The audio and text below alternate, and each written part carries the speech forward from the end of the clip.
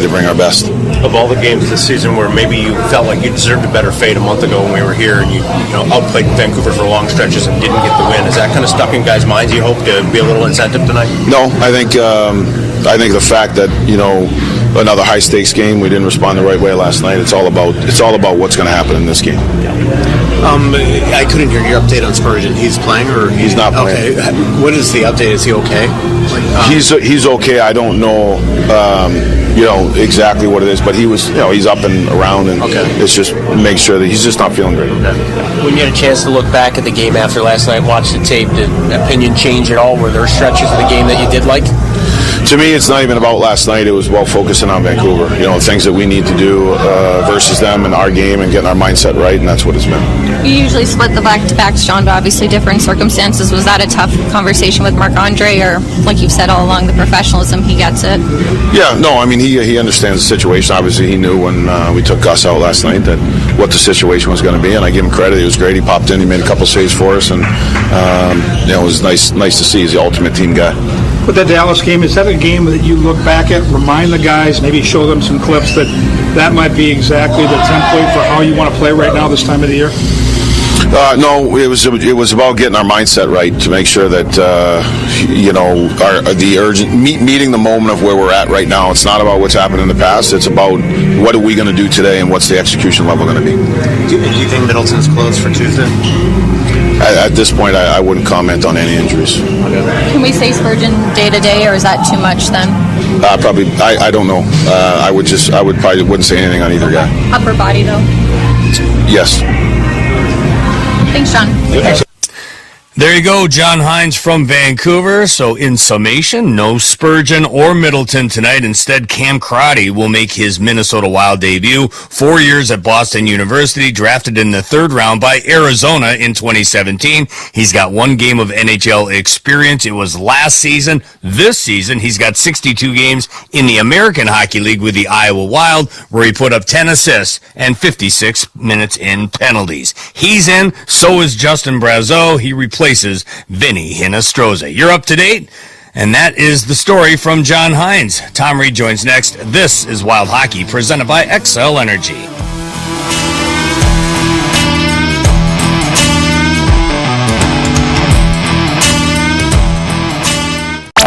As a sports fan, I just want the games. Right now, it's practically a full-time job to figure out which bundle I need. But with the SiriusXM app, it's tons of bundling for me. It is gone, a grand slam! I don't have to go anywhere else to get every MLB, NFL, NBA, and NHL game. When there's a college game on, I just search for the school on the SiriusXM app. Holy smokes, what a play! With the all-access plan to the SiriusXM app, I've got the sports world in the palm of my hand. No bundle required.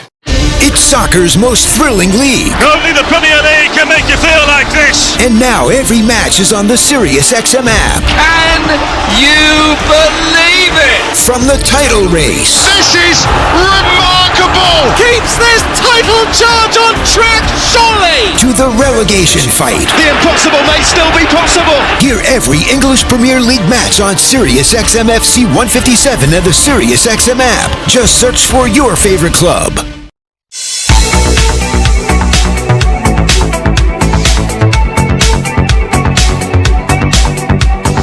We got away from our team identity a little bit the last couple games, but there's no quit in that dressing room. We were down 4-0, and everyone's on the bench up yelling, we gotta come back here, We've seen it around the league, and teams come back late, and there's definitely no quit on our bench. Declan Chisholm last night in Calgary, ready to turn things around just 24 hours later. Tom Reed at Rogers Arena. Tom, everyone expected a good tilt last night. Unfortunately, the Flames were the only ones that brought it. Yeah, Kevin, you're right. Minnesota got behind 4-0 in that hockey game. They made the goaltending change. I think just to give Gus a rest, obviously. They knew he was going to play tonight here in Vancouver. But, the team has to respond to this. I mean, you can see how upset the coach is just by his answers and how short they are. And he's been very, very forthcoming to the media for the most part. He's giving us information, but that has to transcend into that dressing room. Those guys have to come out with guns a-blazing. They have, and I say that all the time, Kevin, but, they've got 2 games to make something happen here. Do they want to back in or do they want to get in themselves? And hopefully they'll take it to heart and make something happen, even though with the injuries they've got right now, which is devastating to this team all year long. Every team has them, and it's how that dressing room is going to respond when that puck is dropped tonight. Yeah, the Wild have also had their share of stinkers over the course of the season. There hasn't been a ton of them, but there's been a few. The last one was just 1 week ago on Long Island. The response was one of their best games of the season, especially the second half, in taking out the Dallas Stars at XL Energy Center. Do you think that paves the road for what we could expect tonight? Hopefully they realize, they have to have a response? Well, you can go back and you can say, hey, here's what we did here, guys, but that's behind you now. Yeah, right? You know what you have to do, but you have to do it. You can't just say you're going to do it. You've got to make sure that you step on the ice tonight, that you're ready. Every time you step on the ice, you have a job to do and get your job done. And you can tell that Coach Hines is not happy with the team, and none of the brass are happy with the team. They can't be right now because of the fact that they're in a position right now that they could be out of this in the next couple of games.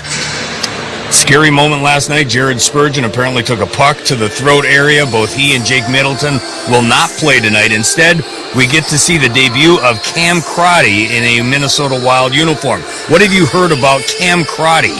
Well, I haven't seen him play, so I have no idea. But look at his size. He's 6'3", 210 pounds. He was born in Ottawa, the capital of Canada, and hopefully he will bring something to this table. But I want him to be a physical guy. It's his first game. You want to get the feet moving. You want to get involved early. The best way to do that is to start throwing your weight around and get involved physically. Yeah, looking forward to seeing him out there. It looks like he'll be on the third pair with John Merrill. Wild are alive, very much so. Canucks, they're not. They are eliminated from postseason contention, but apparently they didn't get the memo time. They've got back-to-back road wins in Dallas and Colorado. Looks like that Canucks team still a handful. Well, they are, Kevin. And I said this before. When you're out of the playoffs, you're a little more relaxed in your game also. You're just out there having fun because the end is going to come. You're not going to be in the playoffs. So you go out there and have fun. And they've done exactly that. And so Minnesota has got to be ready. This is a nice hockey club here in Vancouver. And right now they're playing at the top of their game. If they had done this all year long, they would have been in the playoffs.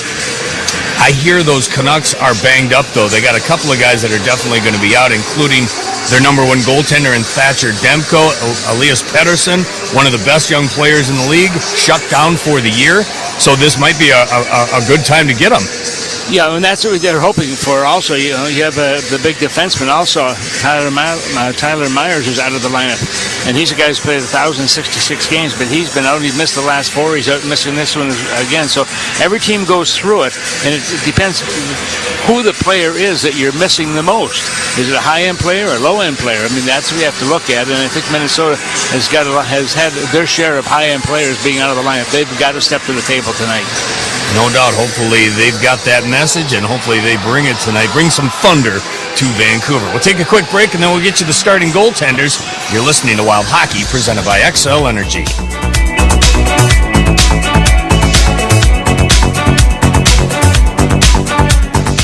The Masters is on Sirius XM. Hi, this is Mike Tirico. Join our team for live coverage from Augusta National on Masters Radio, Channel 92. Ball rolling up toward the hole on a good line, and it slams into the flag and goes in. Are you kidding me? Hear every incredible shot as the best golfers in the world vie for the coveted green jackets. Got good speed. Break ball right in the center of the hole.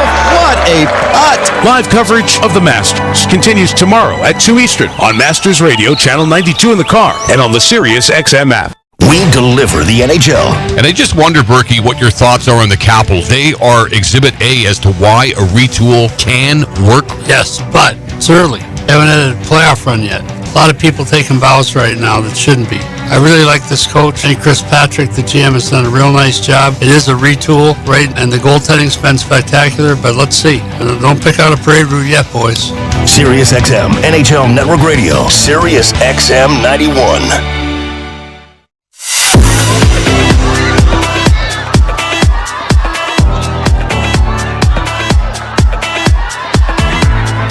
We got to step up as a team, and we need 4 lines going today. We didn't really have anything going, and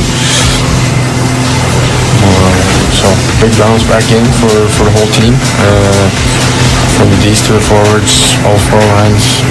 We gotta get the job done.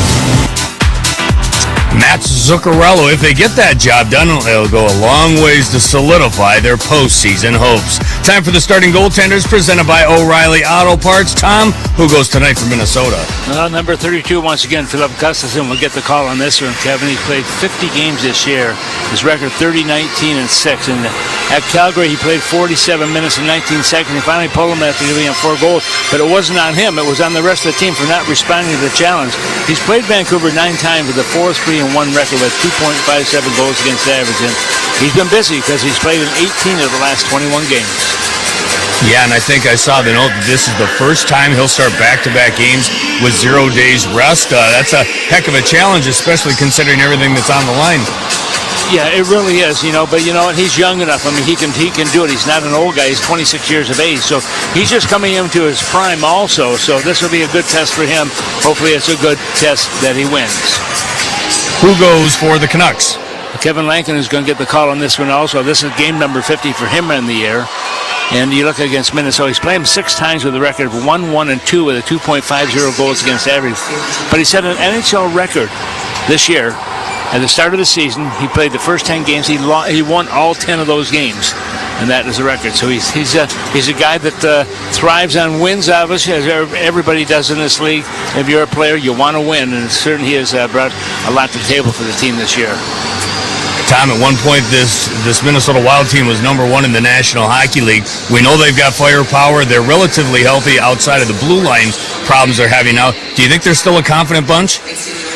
Yeah, I think they are. You hope they are, because confidence is so important in this game. I don't care if you're a goaltender, a defenseman, or a forward. You have to have confidence in your game and in your teammates also, that you can do it together. You can't do it individually.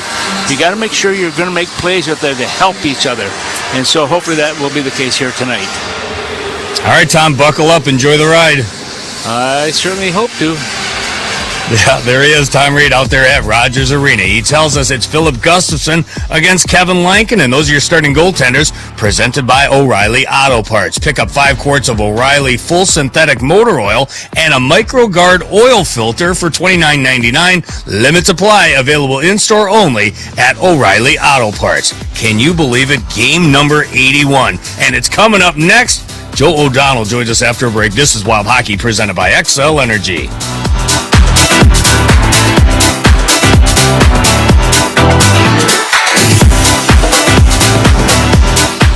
Feel the excitement of the UEFA Champions League knockout stage on Sirius XM FC.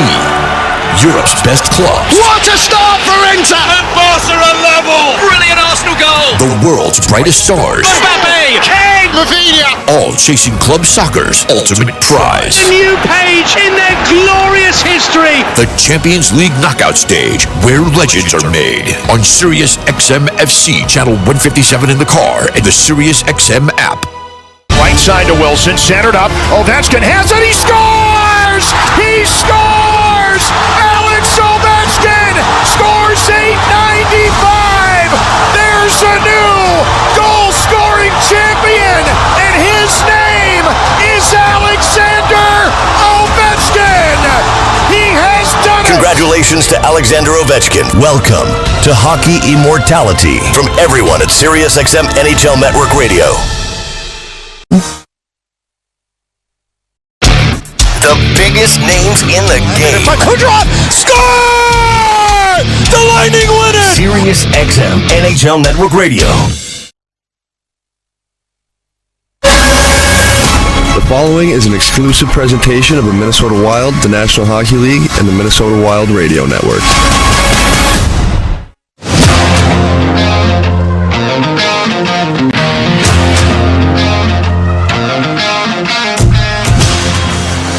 State of Hockey and friends, and welcome to Rogers Arena here in Vancouver, British Columbia. We're north of the border.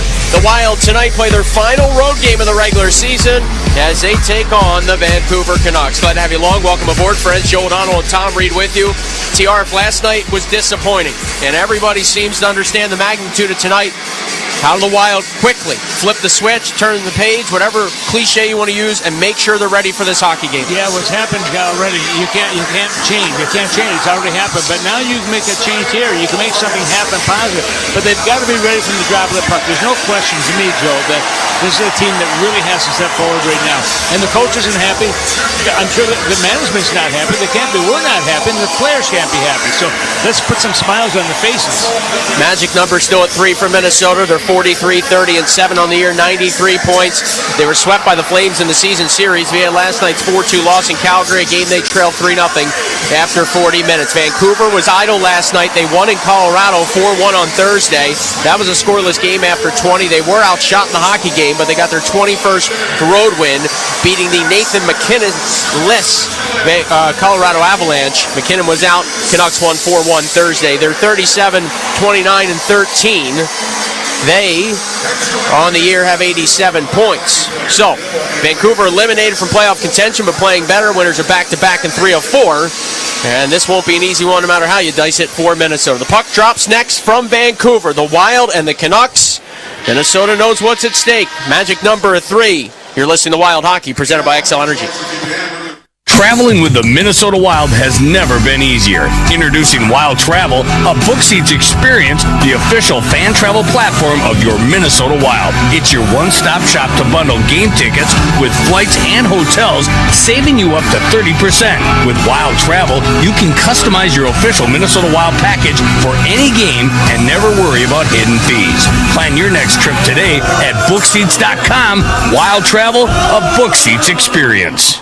Hey Wild fans, you want your family to be warm and comfortable during our Minnesota winters, right? That's why it's good to know the knowledgeable and friendly dealers at Bryant Heating and Cooling who will do whatever it takes to keep your heating system running safely and efficiently, no matter what the weather throws at you. Plus, score up to $2,600 in tax credits on qualifying Bryant systems and ask about rebates and financing for qualified buyers. Find your local dealer at Bryant.com. Bryant, official heating and cooling company of the Minnesota Wild.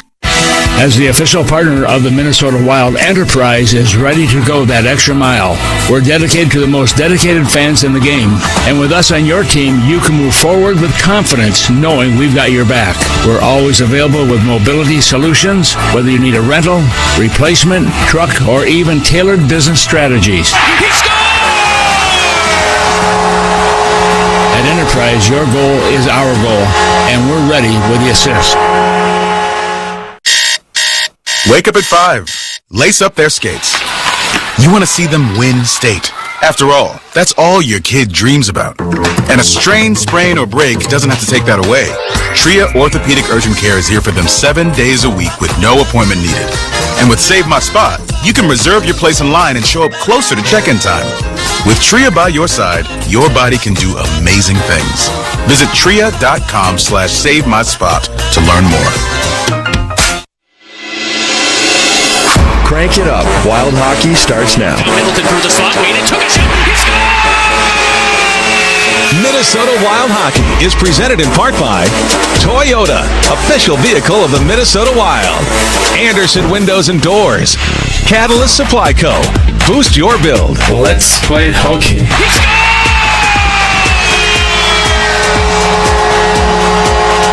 Your Bryant Heating and Cooling dealers. Tria Orthopedics, official team physicians of the Minnesota Wild. XL Energy, proudly powering the great state of hockey with safe, clean, and reliable energy. And by Acrosure.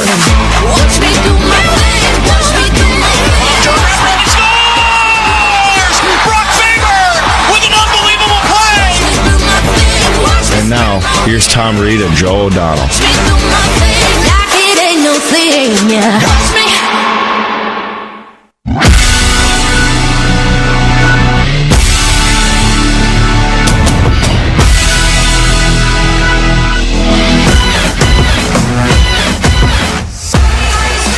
The Wild and the Canucks from Rogers Arena in Vancouver, British Columbia. Welcome back. Ready to roll. Joe O'Donnell, Tom Reed with you. The road finale for Minnesota. They'll wrap up at home Tuesday against Anaheim. Canucks eliminated from playoff contention. The Wild a magic number of 3. Philip Gustafsson, Kevin Lankinen, a Swede and a Finn for their respective teams. The face-off out at center to kick things off. The Wild from left to right on your radio dial in the opening period tonight wearing their white jerseys. The Canucks from right to left in period 1 in their blue uniforms. And Tom, the season series been awfully close. The Wild won in overtime in St. Paul in December. About a month ago, the Wild were here. The Canucks broke a 1-1 tie late in the third and won 3-1 with an empty netter. Yeah, very close. The thing is also, Joe, I think when you look at this game also, there's no pressure on Vancouver. It doesn't matter what happens to them. The pressure's all going to be on the visiting team, that, of course, being Minnesota. Canucks head coach Rick Tocchet was asked this morning by the local media about, playing the role as spoiler as we're underway here with Hugh Suter feeding it to Marcus Pettersson. His shot is gloved and held by Gustafsson with 14 seconds playing the first. And Rick Tocchet really talked about the integrity of the game. He said, we owe it to the NHL to give it our best game. He said, we've got to show up, and he talked about how important it can be for individual players to go out on a high note. Yeah, and you would want that in every game you play, and as a player, you want to be playing your best all the time. You want your team to be playing your best all the time. But Minnesota right now, they've faltered, and they've put themselves in this position that's pretty tough right now. Canucks win the offensive zone draw. Connor Garland rolled one in front. Now Höglander back off to Garland, tried to center. Hugh Suter labeled one down low. Canucks win a foot race here with Höglander. His pass stolen by Kirill Kaprizov, who darts through the neutral ice area. Kaprizov over the offensive blue line found Boldy. Right wing wall into the Canucks zone. Boldy deep into the corner, trying to lob it along to Kaprizov. He wanted the center for Eriksson Ek. Again, the Wild kind of loading up on that top line. Eriksson Ek centering Boldy and Kaprizov. It will be Gaudreau with Johansson and Zuccarello on the wings. Rossi centers Foligno and Nyquist. Justin Brazeau back in on the fourth line to play alongside Ryan Hartman and Yakov Trinyon. Of course, Cam Crotty, his Minnesota debut on the blue line, replacing Jared Spurgeon as Freddie Gaudreau tried to sneak one off the rush right side. Lankinen fought it off somewhat awkwardly, but gets a whistle. Yeah, he was able to hold between the pads there. He was afraid to move it for fear it was going to drop out there, but a good shot coming from Freddie Gaudreau coming down that right side, right on the netminder, and that's what you're looking for right now. Get the shots in. That pass by Boldy a few moments ago to Kirill was soft. It was a soft pass, and that allows the gap to close in a hurry. He doesn't get much chance to react. Lankinen has stopped 63 of 67 shots against the Wild in the season series. Gustafsson has also played in both games previously this year against Vancouver. He's turned aside 47 of 51. Here's Quinn Hughes, the all-world defenseman, third amongst NHL Blue Liners in points, headmanning for the Burnsville native Brock Besser. He'll label it along where Elias Pettersson flies it in.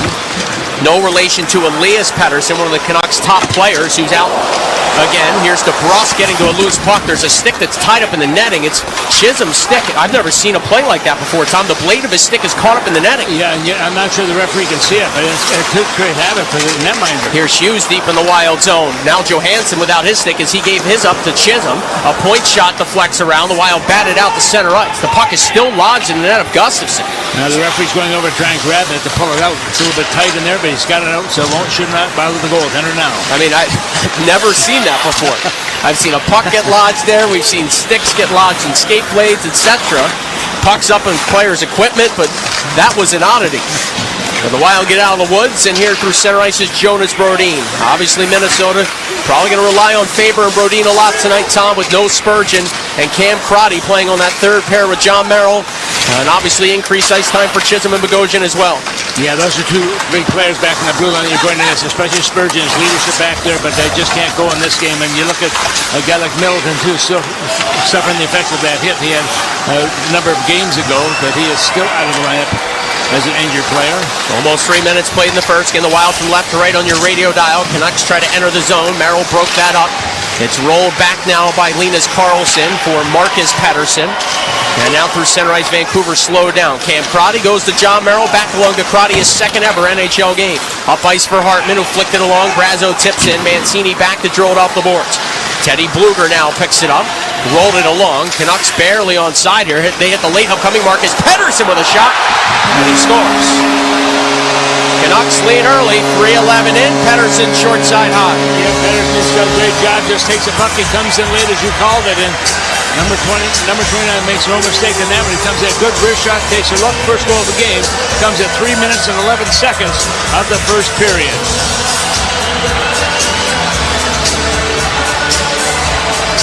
Traded from Pittsburgh on January the 31st, Marcus Pettersson playing really good hockey for Vancouver. The 28-year-old deposits that one underneath the crossbar, his fourth of the year. Yeah, good wrist shot also. He knew exactly where that was going to go, and it's a good shot, nice and high at the same time underneath that crossbar, as you call it, Joe, and that'll bring the face-off to center ice. The Canucks lead 1-0. Vancouver has scored 4 or more goals in 6 of their last 9, and 3 times in the last 7 games they have scored 6 in a game. Here's Kaprizov throwing one through the slot, ends up on Lankinen, who taps along Philip Hronek through his own slot for Pius Suter.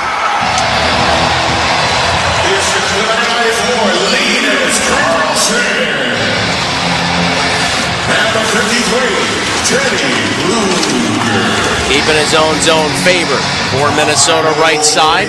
Waits, slipped it along for Boldy. Boldy over the offensive blue line to Kaprizov, tapped off to Faber. Gallops through the high slot, waits, faked the shot, then threw one to the back post. It ricocheted around and just stayed out. And now a stick is lodged in the skates of Eriksson Ek. He gets back up, able to shake free. Boldy to the point, Brodin. He'll spin it down low. Boy, Eriksson Ek at the back post there. May have been robbed by Lankinen with a left skate save. We'll have to get a look at the replay. There's a Wild back here, taking a puck free for Boldy. High slot, dances with it some more. Feathered it then to Brodin, left along Bogosian, a drive blocked in front by Marcus Pettersson, the game's only goal scorer, and the Canucks play it out to center. Hustling back for it, Brodin. The Wild trailing 1-0, 4.5 minutes in. Vancouver scoring first for the 43rd time this year. They're 23-11-8 when doing so. The Wild now have allowed the game's first goal in 6 of the last 8 contests. Again, they were so good early this year in jumping out in front of teams. That really forces the opponent to change its game plan. It's a shot here, fought off by Gustafsson. As Quinn Hughes sifted one through traffic, it ricocheted around. Gustafsson found it with his right pass. Yeah, and that was a difficult save because of the fact there was a redirect on that. Wild clear one ahead for Matt Zuccarello, bursting into the offensive zone right side. Zuccarello down low center, got a man open. Chisholm a shot, and he was robbed by Lankinen. Get those shots, you got to put them in. Chisholm had a wide open net there to go to, but he hit the goaltender. Kiefer Sherwood turns the puck over. Goudreau held it in. Zuccarello spins it back to Freddie Goudreau left side. Back up top, Zuccarello a drive, and it was blocked out in front. Sherwood the tap at it. The NHL's leader in hits. He's broken the single-season record in that regard. Merrill now to Chisholm. Chisholm waits, fires one. Lankinen kicked out a big rebound. The Wild grab it. Right side, Goudreau on the interchange. Hands it to Johansson. To the left point it comes. Merrill loads. Fakes a shot. John Merrill with it. And then just floats it back in the net for Zuccarello. Good shift by the Wild trying to tie this hockey game. Zuccarello's pass for Johansson gave him a bit of trouble. Taking over is Mueller. Ty Mueller in his NHL debut for Vancouver tonight. And as he floats one through center, the Wild played illegal with a high stick and a whistle. Yeah, that's going to be the face-off at center ice, I do believe. Well, attention to our season ticket members. Once again, we're going to reward you for listening all season long with the Forever Wild Reward points. Enter the code FROZEN to receive 100 bonus points on your account. That offer will end at midnight tomorrow. Minnesota with a couple good chances, Joe, in this first period. Unfortunately, no luck with it as of yet, but they are moving the puck. Shots are 4-3 in favor of the Wild. Both these teams have had a lot of success this year when being outshot. The Wild third most wins when outshot by their opponent. The Canucks right behind them, tied for fourth most with 21 victories when the opponent has more shots on goal. Rossi through center ice, couldn't handle a pass. The Canucks batted back the other direction. This should be an icing call and will be on Vancouver with 6:04 played in the first. And that will bring the faceoff back deep in the Vancouver zone. We talk about Cameron McCarty also, and he's a right-handed shot playing on that right side. Makes it a little bit easier for him also, trying to understand what he has to do, but just has to play his game. He's a big body, as I said before. He's 6'3", 210 pounds. I hope he can use it certainly to his advantage. Eriksson Ek with Boldy to his right, Kaprizov to his left, Brodin in favor on the back end. Kaprizov, of course, with an A on his sweater. Wild win the draw. Boldy, goal line left side, shifts behind the net of Lankinen and comes out on the glove side. Jammed one in front, and where is it? Boldy thinks he scored. Where's the puck? And now some rough stuff breaks out. Boy, Lankinen hasn't looked very comfortable, Tom, but so far he's kept the Wild off the board. Well, he has. I was wondering if they're going to call a penalty on that particular last play here. Minnesota got a little manhandled in that blue paint area. I don't think there's going to be anything called. The puck ended up in Lankinen's glove. He was very deep in his net with actually parts of his pads and his skates over the goal line, but he was able to hang on. Timeout on the ice. Yeah. 13:48 to go in the first. The Wild trail the Canucks 1-0 in Vancouver. You're listening to Wild Hockey, presented by XL Energy. Because sometimes the music needs to speak for itself. Calm your commute with the instrumental channels on the Sirius XM app. From smooth jazz and epic orchestras to lo-fi beats and high-energy rock anthems. Find over a dozen instrumental channels available anytime. At home, on your phone, computer, Alexa, TV, or other internet-connected devices. NHL Morning Skate. December 15th, Vancouver Canucks were in the playoffs. And this is when they had that big controversy going on. So they had to do something about it. And they did do something about it. Well, now they're not in the playoffs. You know what? They're not even really close anymore. This is the most absurd season falling apart. The most disappointing team this season of the 32 are the Vancouver Canucks. NHL Morning Skate with Scott Laughlin and Gord Stiller. Weekdays 7 a.m. Eastern on NHL Network Radio, Sirius XM 91, and the Sirius XM app. The Power Play with Steve Koulias. General manager of the Winnipeg Jets, Kevin Cheveldayoff. What would finishing first overall mean to the organization, Kevin? Well, I think anytime that, you can finish in an area where you're getting recognized, it's special. But again, the important thing for us is process. Is when we buy into playing the way we need to play, then, we feel comfortable that we'll win more games than not. And then you let the chips fall where they may. The Power Play. Weekdays 3 p.m. Eastern on NHL Network Radio, Sirius XM 91, and the Sirius XM app.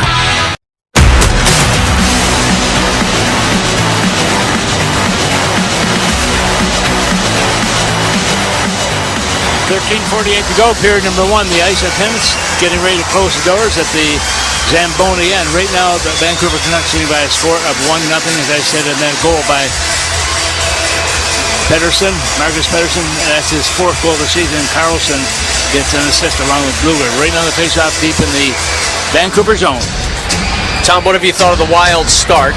I know they're down 1-0, but feels like they're skating better than maybe a night ago. Yeah, they're engaged. There's no question. They've had a couple good chances and good saves in the part of Lycan, and also at the same time. But Minnesota's got to continue to do that.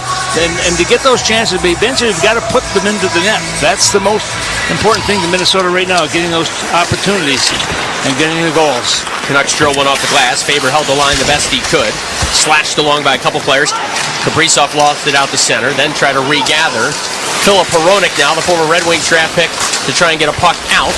Eriksson Ek supports. It comes to the blue line. Brodin just stashed it down low. Where Hronek skies it ahead. He was a +4 Thursday against the Avalanche, as Vancouver in early here on a rush through center. So the draw is going to come back through neutral ice with 13:24 to go in the opening period. The Wild trailing 1-0. Yeah, I think the Wild, looking at them right now, they seem to be engaged more so than they were last night. They're getting chances here, but they've got to beat the goaltender. Lincoln, as you called it, Joe, a few moments ago, he looks a little bit off kilter on some of those shots coming his way. So Minnesota hopefully take advantage of that. He's got a career-high 24 wins, says Kevin Lankinen.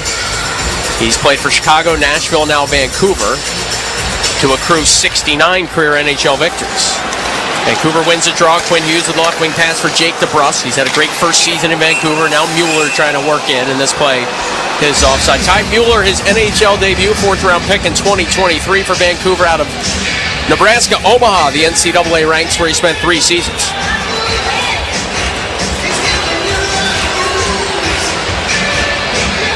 So a draw at center, Mueller to take it. 12 goals and 38 points in Abbotsford of the American Hockey League, the Abbotsford Canucks. Face-off one back by Minnesota. Brodin to Faber, deep in his own zone, right side, back across the green. Brodin hacked it along, Johansson tips it. Racing to it, Zuccarello, wrapped up in the corner. Mueller protects as Goudreau came in. Now Johansson to a loose puck, left wing side, tapped it off the end wall. It'll be Faber to pinch in and stash it back down low. Johansson away from the pressure. Quinn Hughes wound it to the point. Brodin a drive. It's in the belly of Lankinen. Yeah, good shot by Brodin. I'm looking also at the same time. Minnesota's got some white jerseys. Zuccarello being one of those guys looking for a rebound. None to be had at that point. Already 6 shots for the Wild, Tom, where last night they just did not have a whole lot of offense. Remember, back-to-back 40-shot games for Minnesota. Then last night, Calgary, less than 20. Only one skater last night with more than 3 shots. That was Ryan Hartman. Right now, Minnesota, more than 2 shots. Minnesota right now just more concerned, I think, getting the possession of the puck, getting some opportunities. They get that first goal also, Joe. They get that one, that kind of take the monkey off the back a little bit, but still a lot of pressure on them. Wild's 2 goals last night came very late in the 3rd period once they were already down 4-0. Is Kiefer Sherwood having a career year. Chips one in for Vancouver. Now back of the net at Ratu. Ratu, the former Islander, worked it up top. Quinn Hughes left point, trying to shake free. Nyquist stays with him. Nyquist had a goal last night for Minnesota. Hughes so shifty back there at the point. Wheels it around the Wild net. Hustling to it, Sherwood, just inside the blue line right wing wall. Worked it across, Hughes to the back post. Wide open was Dakota Joshua, couldn't come up with it. The Wild scale it ahead. Quick reset and re-attack by Vancouver. Ratu punches it in. Rossi charged to it, rolled it around to Chisholm, left wing corner. He'll fling it ahead. Brazo blew a tire in the neutral zone. He'll get back to his skates and bother Marcus Pettersson, who flings it along to Philip Hronek. Hronek dances ahead and feeds Teddy Bluger as an empty netter in the season series. That came in the last meeting that was in this building about a month ago, where Sherwood had the game winner for the Canucks with just under 4 minutes left, and then Bluger's empty netter salted it away. Net off behind Gustafsson now as Crotty was battling with Drew O'Connor to come up with a loose puck. They bumped into the cage, and a whistle here, 11:44 to go in the first. The Wild trailing 1-0. Yeah, and that's going to keep the faceoff deep in the Minnesota zone, putting the net back in position right now. Faceoff is good. I'm sure they may have to call a timeout here. There's problems with the net. See if the linesman has his net skills on point. Yeah, so far so good. Fix those pegs. Yeah, referees tonight also Francis Chiron and Jean Hebert. The linesmen are Devin Mills and Kyle Mershenson. Draw is so important. I always talk about them because they're a big part of the game. When you get possession of the puck, you have better things you can do, obviously. Canucks are 23rd in the face-off circle. The Wild 29th out of 32 teams. Hartman and Bluger on the draw. Came right through the Wild slot. Trenyon able to help it along. He had the first goal for Minnesota in the third period last night in Calgary. Now Mancini, who was part of the JT Miller trade from the Rangers, up ice for Linus Karlsson, who taps in. Another AHL or recent AHL call-up for the Canucks. They had 22 transactions, the Canucks, since March the 7th, as they try and work their way through the Wild slot. Stabbed away by Merrill, regathered by Mancini. He'll peel it free to Karlsson. Left it back for Quinn Hughes, who activates. Brazo hoping to stay with him. The long reach of Brazo poked it free, and then he took Hughes to the glass. Oh, and then Merrill took a vicious hit from Karlsson. His helmet popped off. He'll try to reattach it quickly. Otherwise, he's got to go for a change. Meanwhile, Trenyon skates up ice for the Wild. Cut one through the Canucks slot. Sticked away by Lankinen, helping it off for O'Connor, who feeds it around his end wall, where Hughes will slow the pace down as both teams change. A little bit more than 9 minutes played in the first. Wild from left to right on your radio dial. Quinn Hughes saunters ahead, feeds Pius Suter. Suter's pass at the shin pads of Boldy is picked up by Hoglander and touched behind the Wild net. Brodin absorbed it along his end wall. Faber in close proximity. Canucks looking to dig it free. Brodin able to step loose for a moment. Picked it up from a pile left wing side. Turned it over then. It comes up top. Pettersson loads. Shoots one. Kick save. Gustafsson. Marcus Pettersson got to his own rebound and gave it away. Kaprizov steals. Bolts ahead for Minnesota. Numbers for the Wild. Kaprizov over the blue line. Right circle. Walks in. Took a shot. And Lankinen fought it off. Boldy to the loose puck. Hammers it around the boards, but it gets past the outstretched arms of Kaprizov and rolls back into the Wild zone. But good shot by Kaprizov, and also a good decision also to shoot the puck. He's going in there. Don't look for the pass. Look for the shot to the net. Here's Brodin carrying the Wild ahead. Up ice for Boldy. Tipped it along for the on-charging Eriksson Ek. His wrister was slowed down. Got it back and fired it just wide on a second chance. Chisholm the pinch in for the Wild. Rolled it behind them. Vancouver net. Hronek overskated. Kaprizov looks to dig it free. Support coming from Eriksson Ek. It's Kaprizov. Stick handling in a phone booth. Flipped it to the right point, Bogosian. Over to Chisholm on the pop-out play, Boldy. Angled it along Bogosian. Batted that puck out of midair and knifed it back of the cage. Brock Besser now for Vancouver. Poke check by Kaprizov. Canucks turn it over. Chisholm rattles it back deeper into the Vancouver zone again, where Eriksson Ek goes crashing in after it. He and Hronek collided. Marcus Pettersson will lose puck for Vancouver. Nearly lost the Boldy, but it just got out to center ice. Boldy spins back in the neutral zone and feeds Chisholm. Declan Chisholm with a feed to the right side. Bogosian hacked it along. Johansson tips in. Lankinen with his goal stick left it there. Hronek around to Dakota Joshua. The former Maple Leafs draft pick starts to break out ahead. Besser wanted to wind it in. That hit the linesman, and the Wild have it. It's Jonas Brodin through his own slot. Now left wing wall with a rink-wide pass for Faber. Head manning for Zuccarello. Zuccarello waited, found Goudreau, charging in right side. Freddie Goudreau looked to center from down near the goal line. It was batted away. It comes back to Goudreau again. Left point Faber turns and chips one off a body. That hit Joshua up high, but it careened out to center. Joshua goes for a change. Faber back on it for the Wild. His pass clanged off Sherwood. Is rescued by Johansson, but his drop pass goes errant, and the Canucks steer it out to center ice. Brodin to spin it to the left wing side. Goudreau cuts deep into the Wild zone. Refeeds Brodin, who stops back in the net of Philip Gustafsson. Picks his head up, lugs it Up through the middle of the ice and then pushes it the way of Faber. Faber to Zuccarello. Couple of tries to get it in, couldn't. Quinn Hughes now off the boards. His pass tipped by Zuccarello. Drew O'Connor there. Not much for Vancouver on this sequence. Back of the net now for Brock Faber to find Marco Rossi, whose pass ricocheted around. Look out, Vancouver's in business. Bluger spins right side. Found Hughes. He has a lane to the back post, and Gustafsson fought off the tip by Carlson. Boy, the vision of Quinn Hughes there. Yeah, he can see it. Not only is he a solid player, but you watch his vision. You're absolutely right. He sees the ice so well. Wrist shot from long range by Mancini went wide. The Wild punch it up. Foligno couldn't clear. Hughes held it in to Mancini. Into the corner now. It's dealt to Hughes. Hughes up through the high slot, wheeling a shot through. Punched away by the right arm of Gustafsson. Hughes chased to his own rebound. Found O'Connor behind the net. Some tired Wild players on the ice. Besser fresh off the bench to Bluger. Laid along for Hughes. Left circle. Fakes the shot. Zuccarello got interfered with. Absolutely got interfered with. So the Canucks were in business, but they take an offensive zone penalty. And the Wild will have the game's first power play when we come back. 7:20 left in the first. Still a 1-0 deficit for Minnesota here north of the border. You're listening to Wild Hockey, presented by XL Energy. As the official partner of the Minnesota Wild, Enterprise is ready to go that extra mile. We're dedicated to the most dedicated fans in the game. And with us on your team, you can move forward with confidence, knowing we've got your back. We're always available with mobility solutions, whether you need a rental, replacement, truck, or even tailored business strategies. He At Enterprise, your goal is our goal, and we're ready with the assist. No matter who you are or what you do, there's a Ford vehicle that can help you own the day. Make life on the go a walk in the park with the new Ford Explorer. Become the MVP of the work site with the unrivaled performance of a new built Ford Tough F-Series truck, the best-selling trucks in America. Or discover what it really means to adventure in the great outdoors with the new Bronco Sport. Whether it's for work or play, there's a Ford with a great deal waiting at your local Northland Ford dealers. Don't wait. Get behind the wheel of a new Ford today. Based on calendar year total sales. Scoreboard update. How about an update on the Natty? One for Western Michigan. Michaels zeroing into the attack zone. Lets it fly. He scores! Owen Michaels! Owen Michaels again here at the Frozen Four gives Western Michigan a 4-2 lead.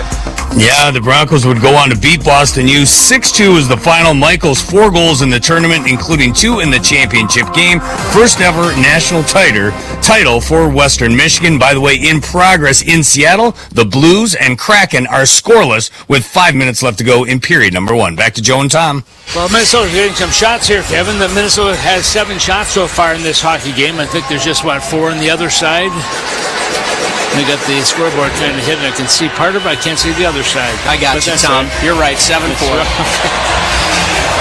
So the Wild get the game's first power play, 1 for 3 in the season series in the 2 previous meetings against the Canucks. 18th in the league overall, 21.3%, 0 for 2 last night in Calgary.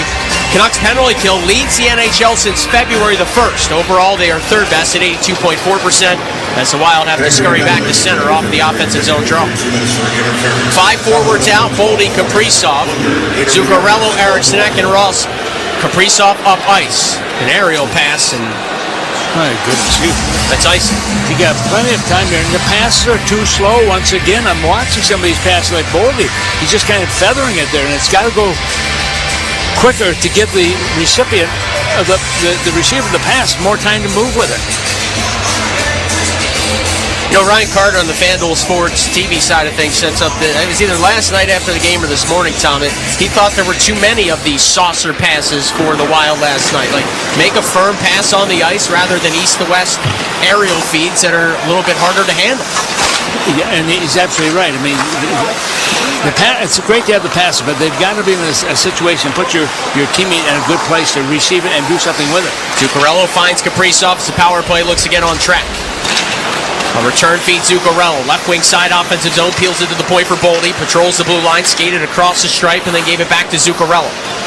Left wing wall. Long shot kicked out by Lankinen. Eriksson was in front for a tip or a rebound. Canucks don't clear. Boldy holds the line right side. Feeds Kaprizov right circle. Kirill Kaprizov takes a look, shoved it down to the goal line. Eriksson Ek right back to Kaprizov, top of the right circle. Once more Eriksson Ek. Again Kaprizov at the dot. Right dot Kaprizov now through the high slot. Feeds Boldy. Boldy works in left side. Kicked it into the corner. Zuccarello.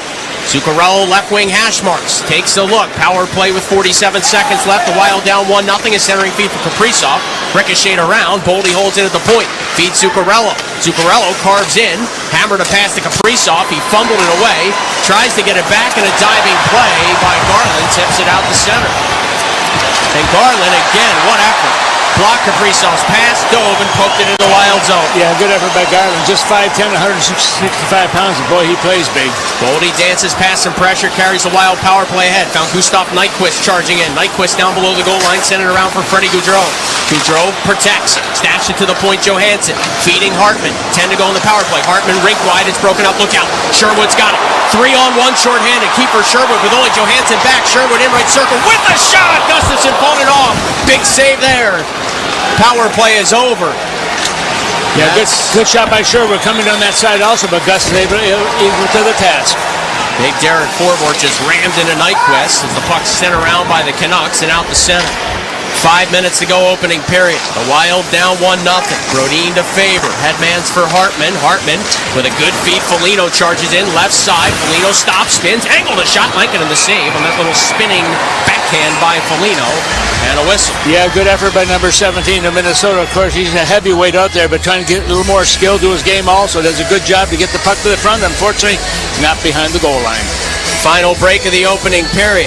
The Wild lead in shots 9-5, but their power play just came up empty, and they trail Vancouver 1-0 late in the first. You're listening to Wild Hockey, presented by Xcel Energy. At Minnesota United, it's all about loyalty. It's that simple. And some loyalty is louder than others. To those who bleed black and blue, we salute you. To say we are united is an understatement. On 1A, who sends the crowd and Allianz Field into a frenzy. We are the Legion of Loons. Minnesota United versus Vancouver Whitecaps, Sunday, April 27th at 2 p.m. Presented by Nutrisource. Hey, Minnesota Wild fans!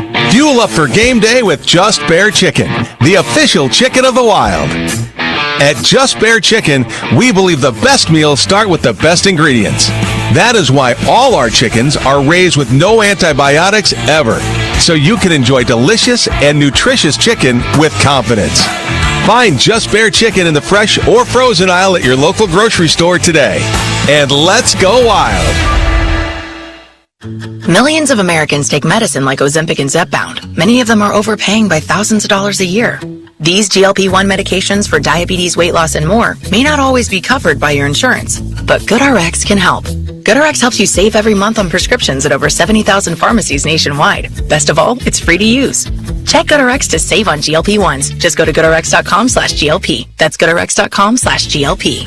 GoodRx is not insurance, but can be used instead of insurance, including Medicare and other federal and state-funded programs.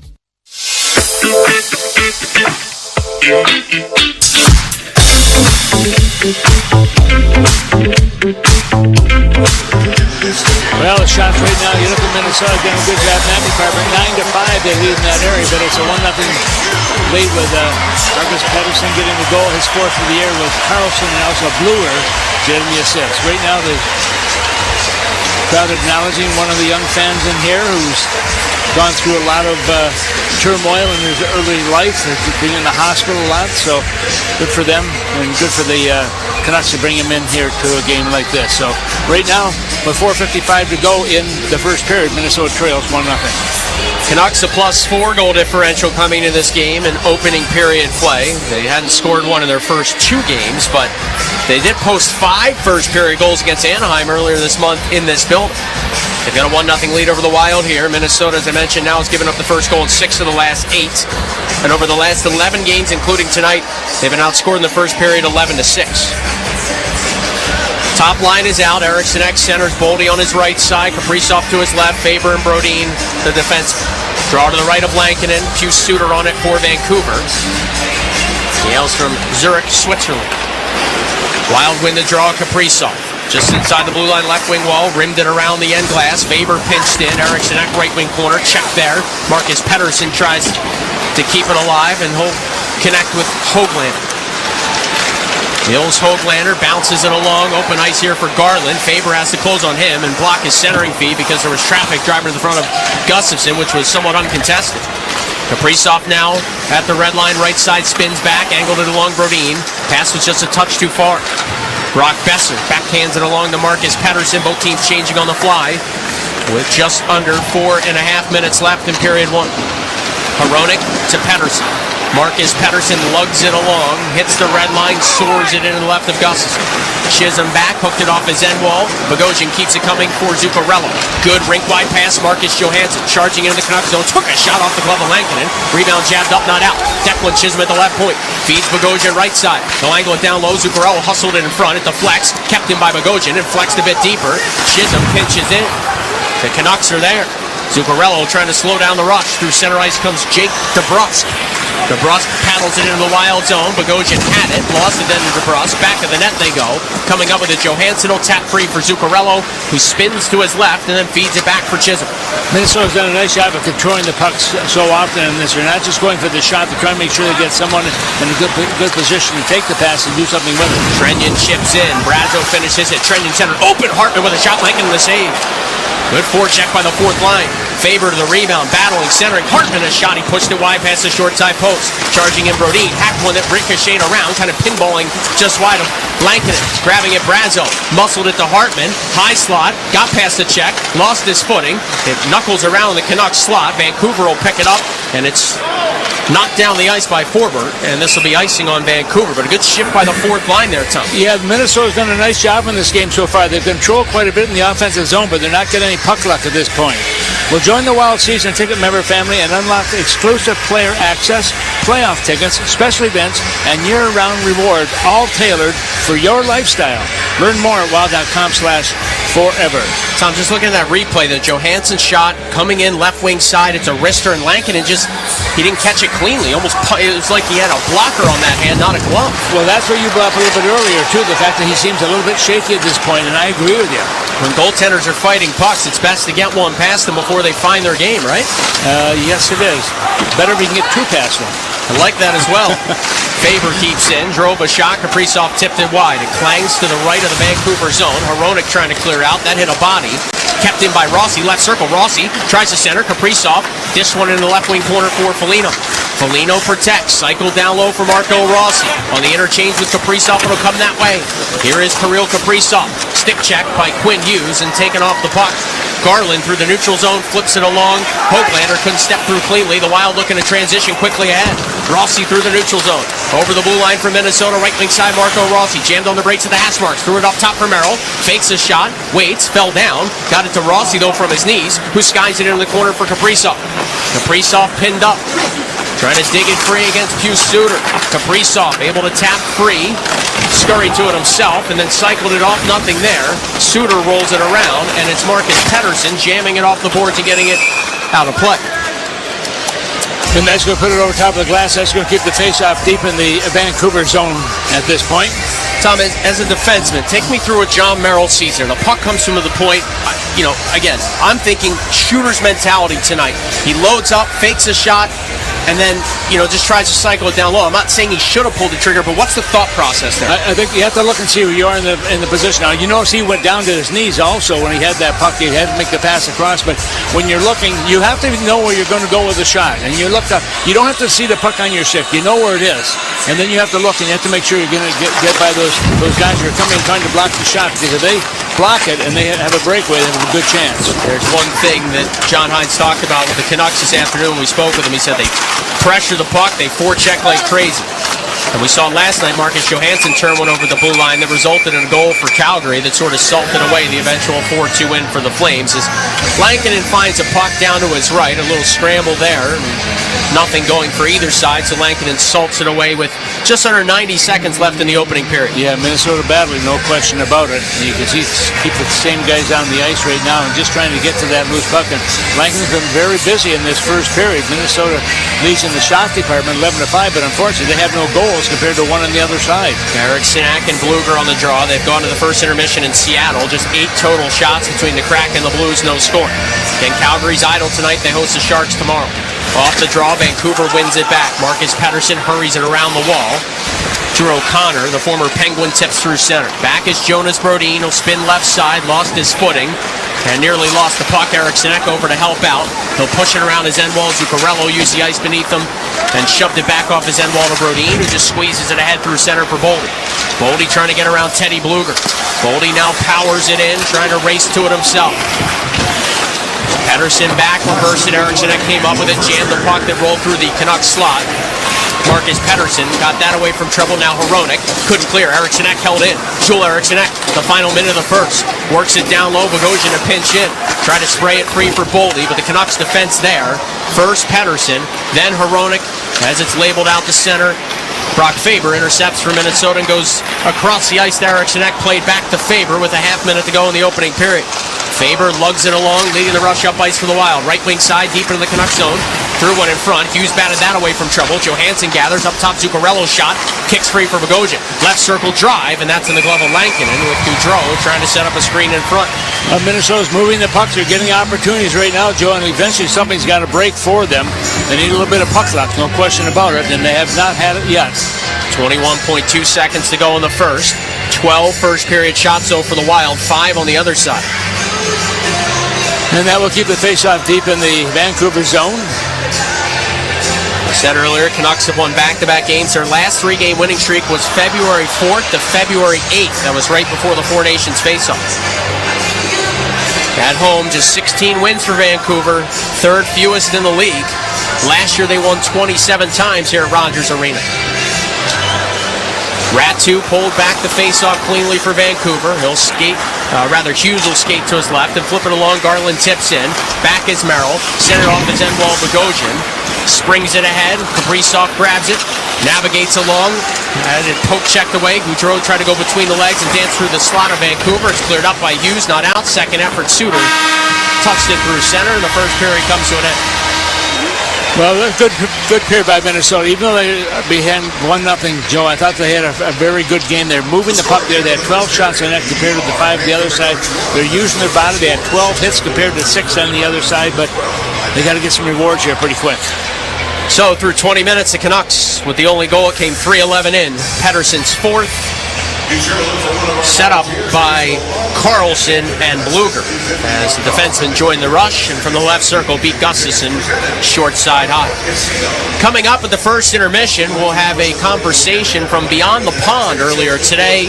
Chris Kelleher, one of the Wild assistant GMs, management team member for a number of years in various capacities, joined Kevin Falness and company on Beyond the Pond to talk about the passing of Ray Shero and the young defenseman Z Bouya set to join the Wild organization. That and a recap of the opening 20 comes your way next. The Wild down 1-0 after 1 in Vancouver. You're listening to Wild Hockey, presented by XL Energy. And now, this one is a shocker. When the sports world is talking, nobody gives you more perspectives than the experts of Sirius XM. The Denver Nuggets have fired head coach Michael Malone. Hear instant reaction on Mad Dog Sports Radio. What the F is happening right now? Of all the names that could have been said, and expert analysis on NBA Radio. We have seen 2 of the league's best coaches get fired in the last 2 weeks. Make it make sense. Live sports talk when you need it is on Sirius XM and the Sirius XM app. Sirius XM NHL Network Radio puts you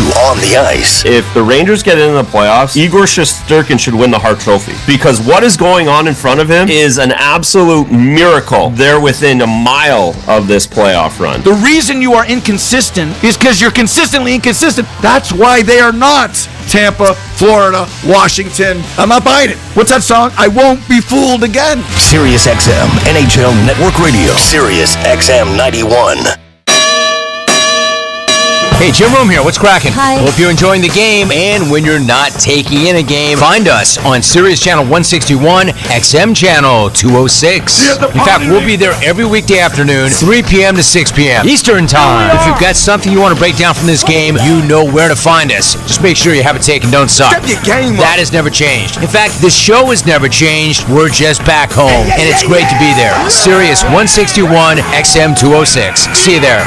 It's soccer's most thrilling League. Only the Premier League can make you feel like this. And now every match is on the SiriusXM app. Can you believe it? From the title race. This is remarkable. Keeps this title charge on track, surely. To the relegation fight. The impossible may still be possible. Hear every English Premier League match on SiriusXM FC 157 and the SiriusXM app. Just search for your favorite club.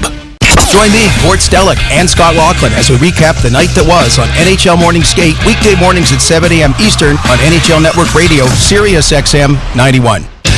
The biggest names in the game. Trying to get behind, wrist the line, and walks in, put it between his legs, shoots it, score! NHL Play-by-Play on SiriusXM. The world's most thrilling league is now in the palm of your hand. Hear every English Premier League match all season long on the SiriusXM app. Just search for your favorite team. The best hockey lives here. Burns gets it back, stick handles to the backhand, moves in front, score! NHL Play-by-Play on SiriusXM. Hockey lives here. Suzuki sweeps it. There's a chance. Rebound, Caulfield shoots and scores. NHL Play-by-Play on SiriusXM.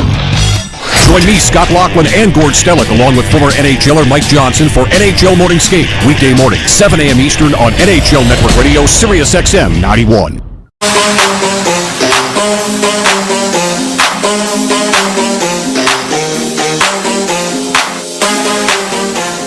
Through one period in Vancouver, the Wild are down 1-0. Marcus Pettersson, his fourth of the year, breaks the scoring open, 3:11 into the contest. That's the difference in this hockey game. Wild are out shooting the Canucks 12-5, but trail one rip on the scoreboard. A quick look at the out-of-town scoreboard, the one that we're going to be watching very closely tonight.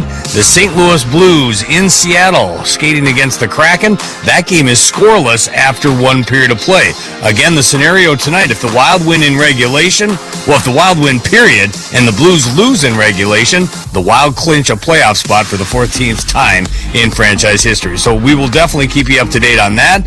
Hopefully the Wild can take care of business, rally against the Canucks, get those 2 points. That's the most important point of that equation.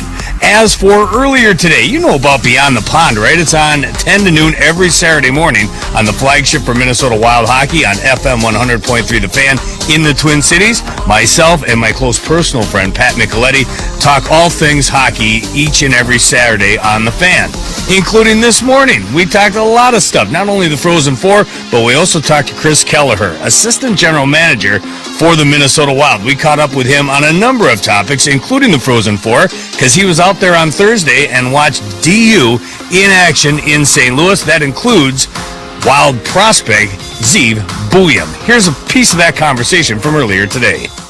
So let's start there with the Frozen Four, because you were boots on the ground there watching Zeev Buium on Thursday. Unfortunately, they came up short, but we just had one of our college guys on talking about 51 minutes of game action for Zeev Buium in that double overtime loss to Western. Holy smokes, you guys apparently have a good one on your hands, Chris. Yeah, it was, we were talking about it after the game, and it was incredible. I felt like he never came off the ice, and I had guessed he maybe played like 40 minutes max. Yeah. And even then, I was impressed with that. But he played 51 minutes or whatever. It was crazy.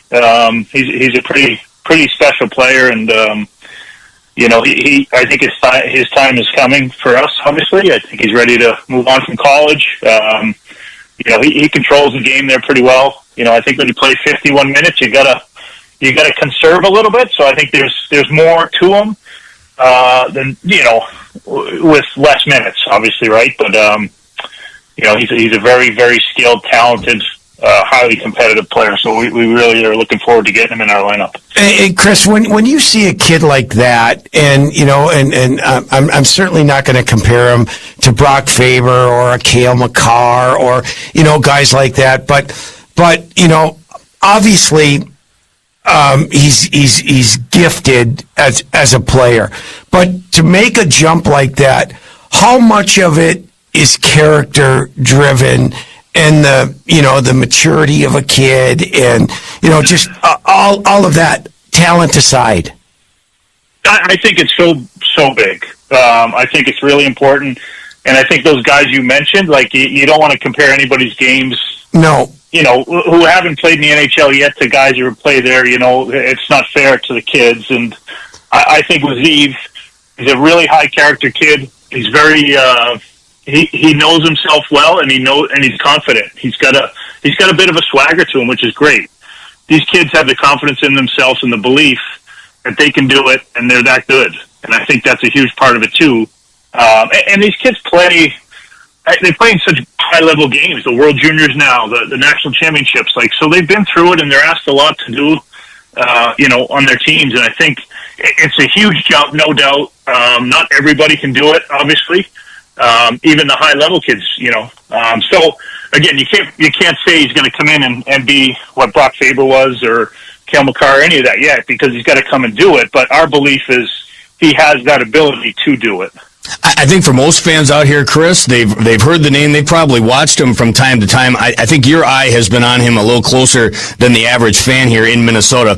What is his number one asset? What is it that is going to translate to the NHL the quickest? Is it his skating? Is it his vision, his hockey sense? What is it that you think is going to drive him most on that next level?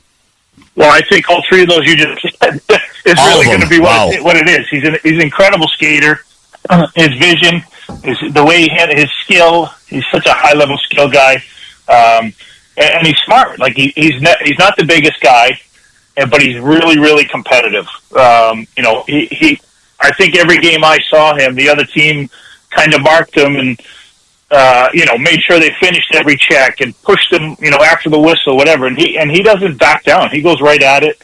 But his talent and his skill.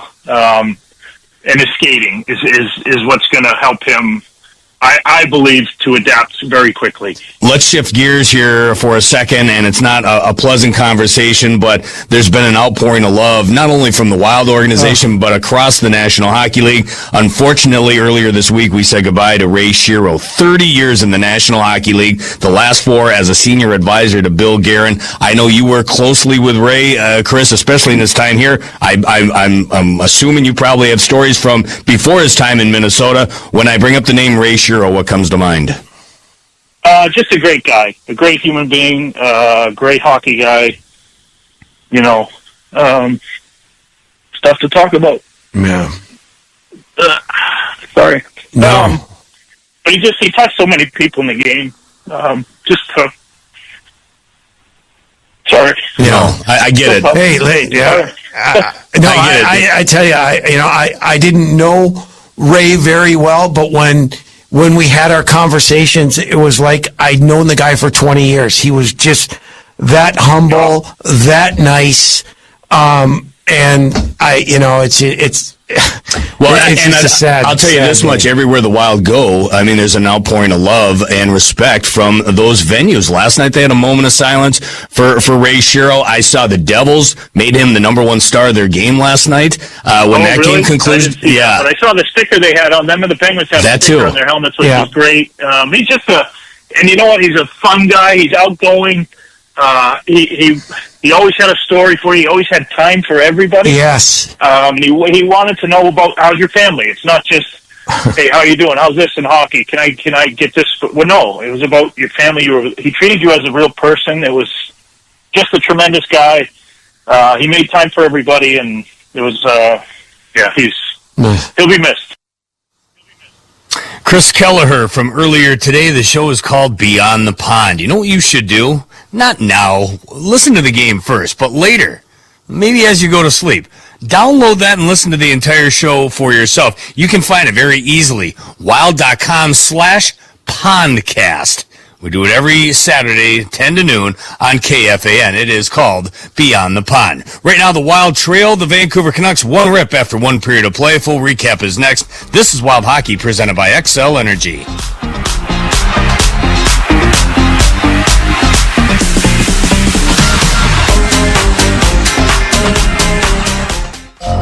Wild fans, score up to $2,600 in tax credits when you upgrade your home comfort system by purchasing a qualifying Bryant Evolution heating and cooling system. And with a 10-year replacement warranty from Bryant, you'll have peace of mind for a decade.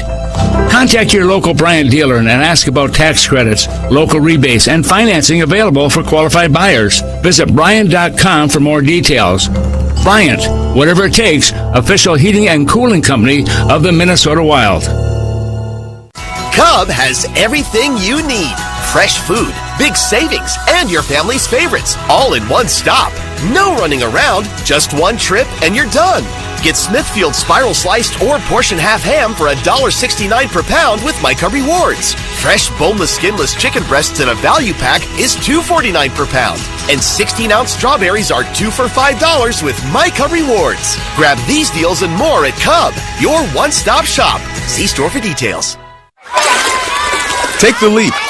Make a splash. You want to keep up with your granddaughter. After all, she keeps you young. And a sore knee, back, or shoulder doesn't have to take that away. At TRIA, our physical therapists will help you treat whatever's holding you back. We use the latest therapy techniques and equipment to decrease pain and accelerate healing. With TRIA by your side, your body can do amazing things. Visit TRIA.com to make an appointment. Traveling with the Minnesota Wild has never been easier. Introducing Wild Travel, a book seats experience, the official fan travel platform of your Minnesota Wild. It's your one-stop shop to bundle game tickets with flights and hotels, saving you up to 30%. With Wild Travel, you can customize your official Minnesota Wild package for any game and never worry about hidden fees. Plan your next trip today at bookseats.com. Wild Travel, a book seats experience. Your body keeps burning calories for hours post-workout. Oh, like a BMO Savings Builder account. What? With BMO, I can get a reward every month I save. So you're getting an extra reward for the work you've already done? Exactly. Plus, BMO gave me a cash bonus when I opened a checking account. That's a flex. This is a flex. Check out these pythons. Pump up your savings with BMO. Conditions apply. Learn more at BMO.com/kickstart. Accounts are subject to approval and are provided in the United States by BMO Bank N.A. Member FDIC. BMO. Hey Wild fans, Minnesota-based and family-owned Old Dutch Foods has been creating taste sensations for generations of hometown Wild fans for over 90 years. Stock up on your favorite Old Dutch Game Day snacks at your local grocery stores to make Game Day a win. Old Dutch is a proud supporter of Wild hockey. Let's go Wild! Old Dutch potato chips. Old Dutch, the snappy chips. Old Dutch, quality lives here. Snappy Old Dutch potato chips. Wake up at 5. Lace up their skates.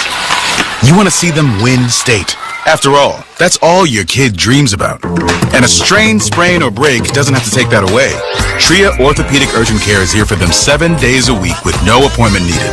And with Save My Spot, you can reserve your place in line and show up closer to check-in time.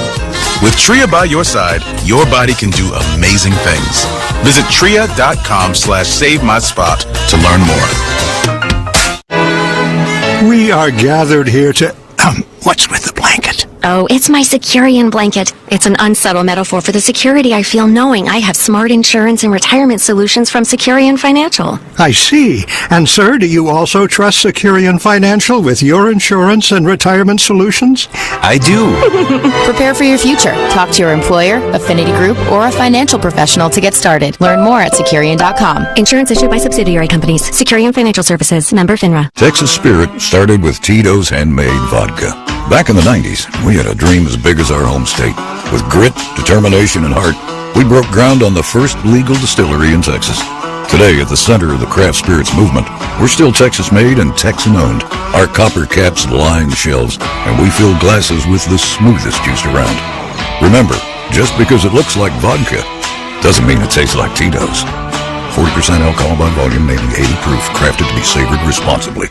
Passing along energy-saving tips to your kids can make a big difference today and for tomorrow. Teach them to turn lights off when they leave the room, or why it's important to adjust a thermostat, even by a degree or two. Let your children be in charge and help them understand the value of energy conservation. Learning these simple yet important behaviors at a young age will help them take these energy-saving habits into adulthood. Visit xlenergy.com/ways to save for more ways your family can help conserve energy in your home.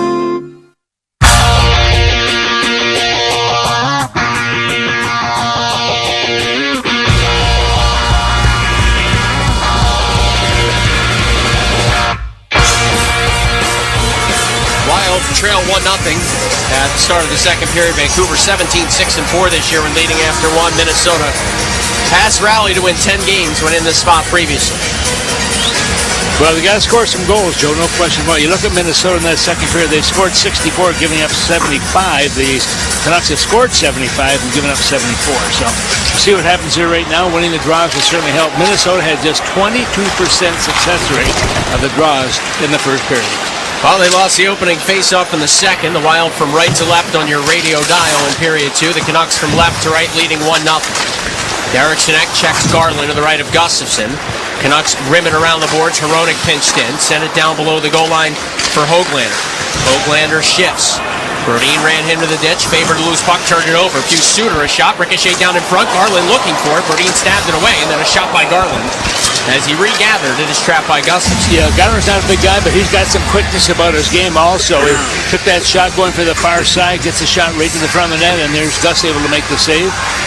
And that'll get some wholesale player changes on both sides as we have played 33 seconds into period number 2.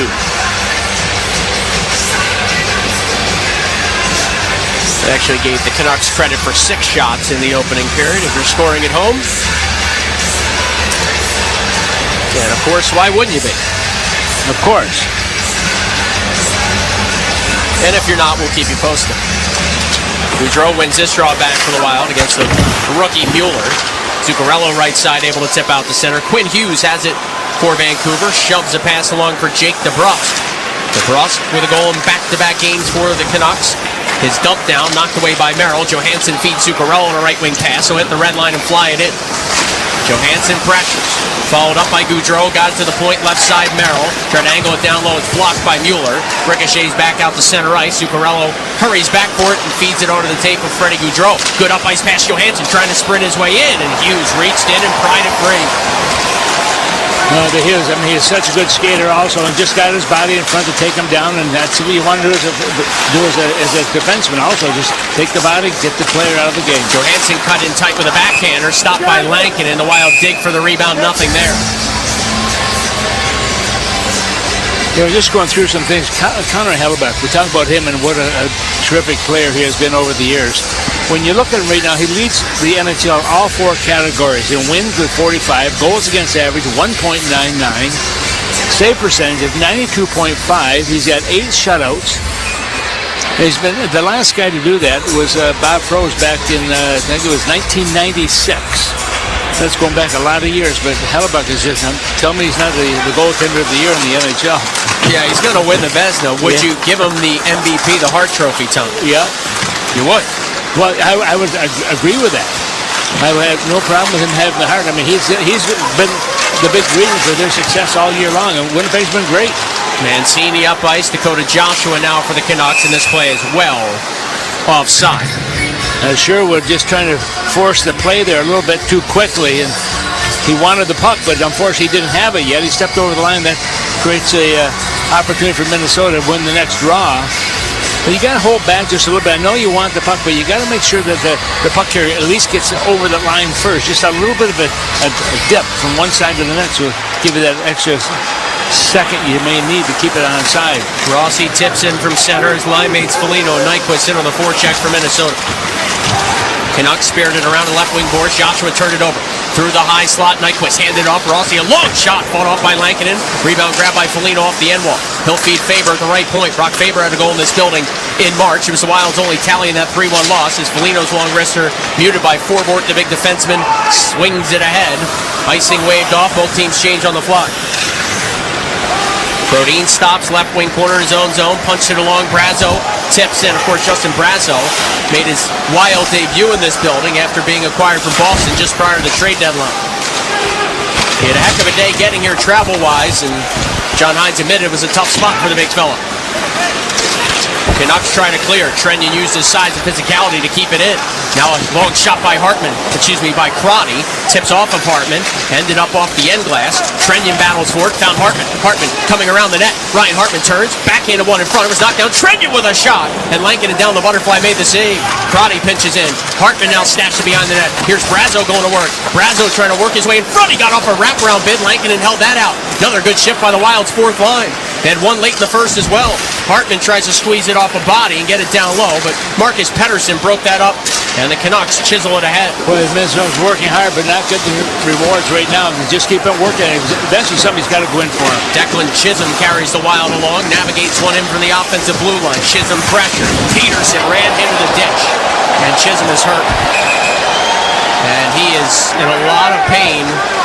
And some rough stuff here. John Worley races out to check on Declan Chisholm as Marcus Pettersson was a game's-only goal.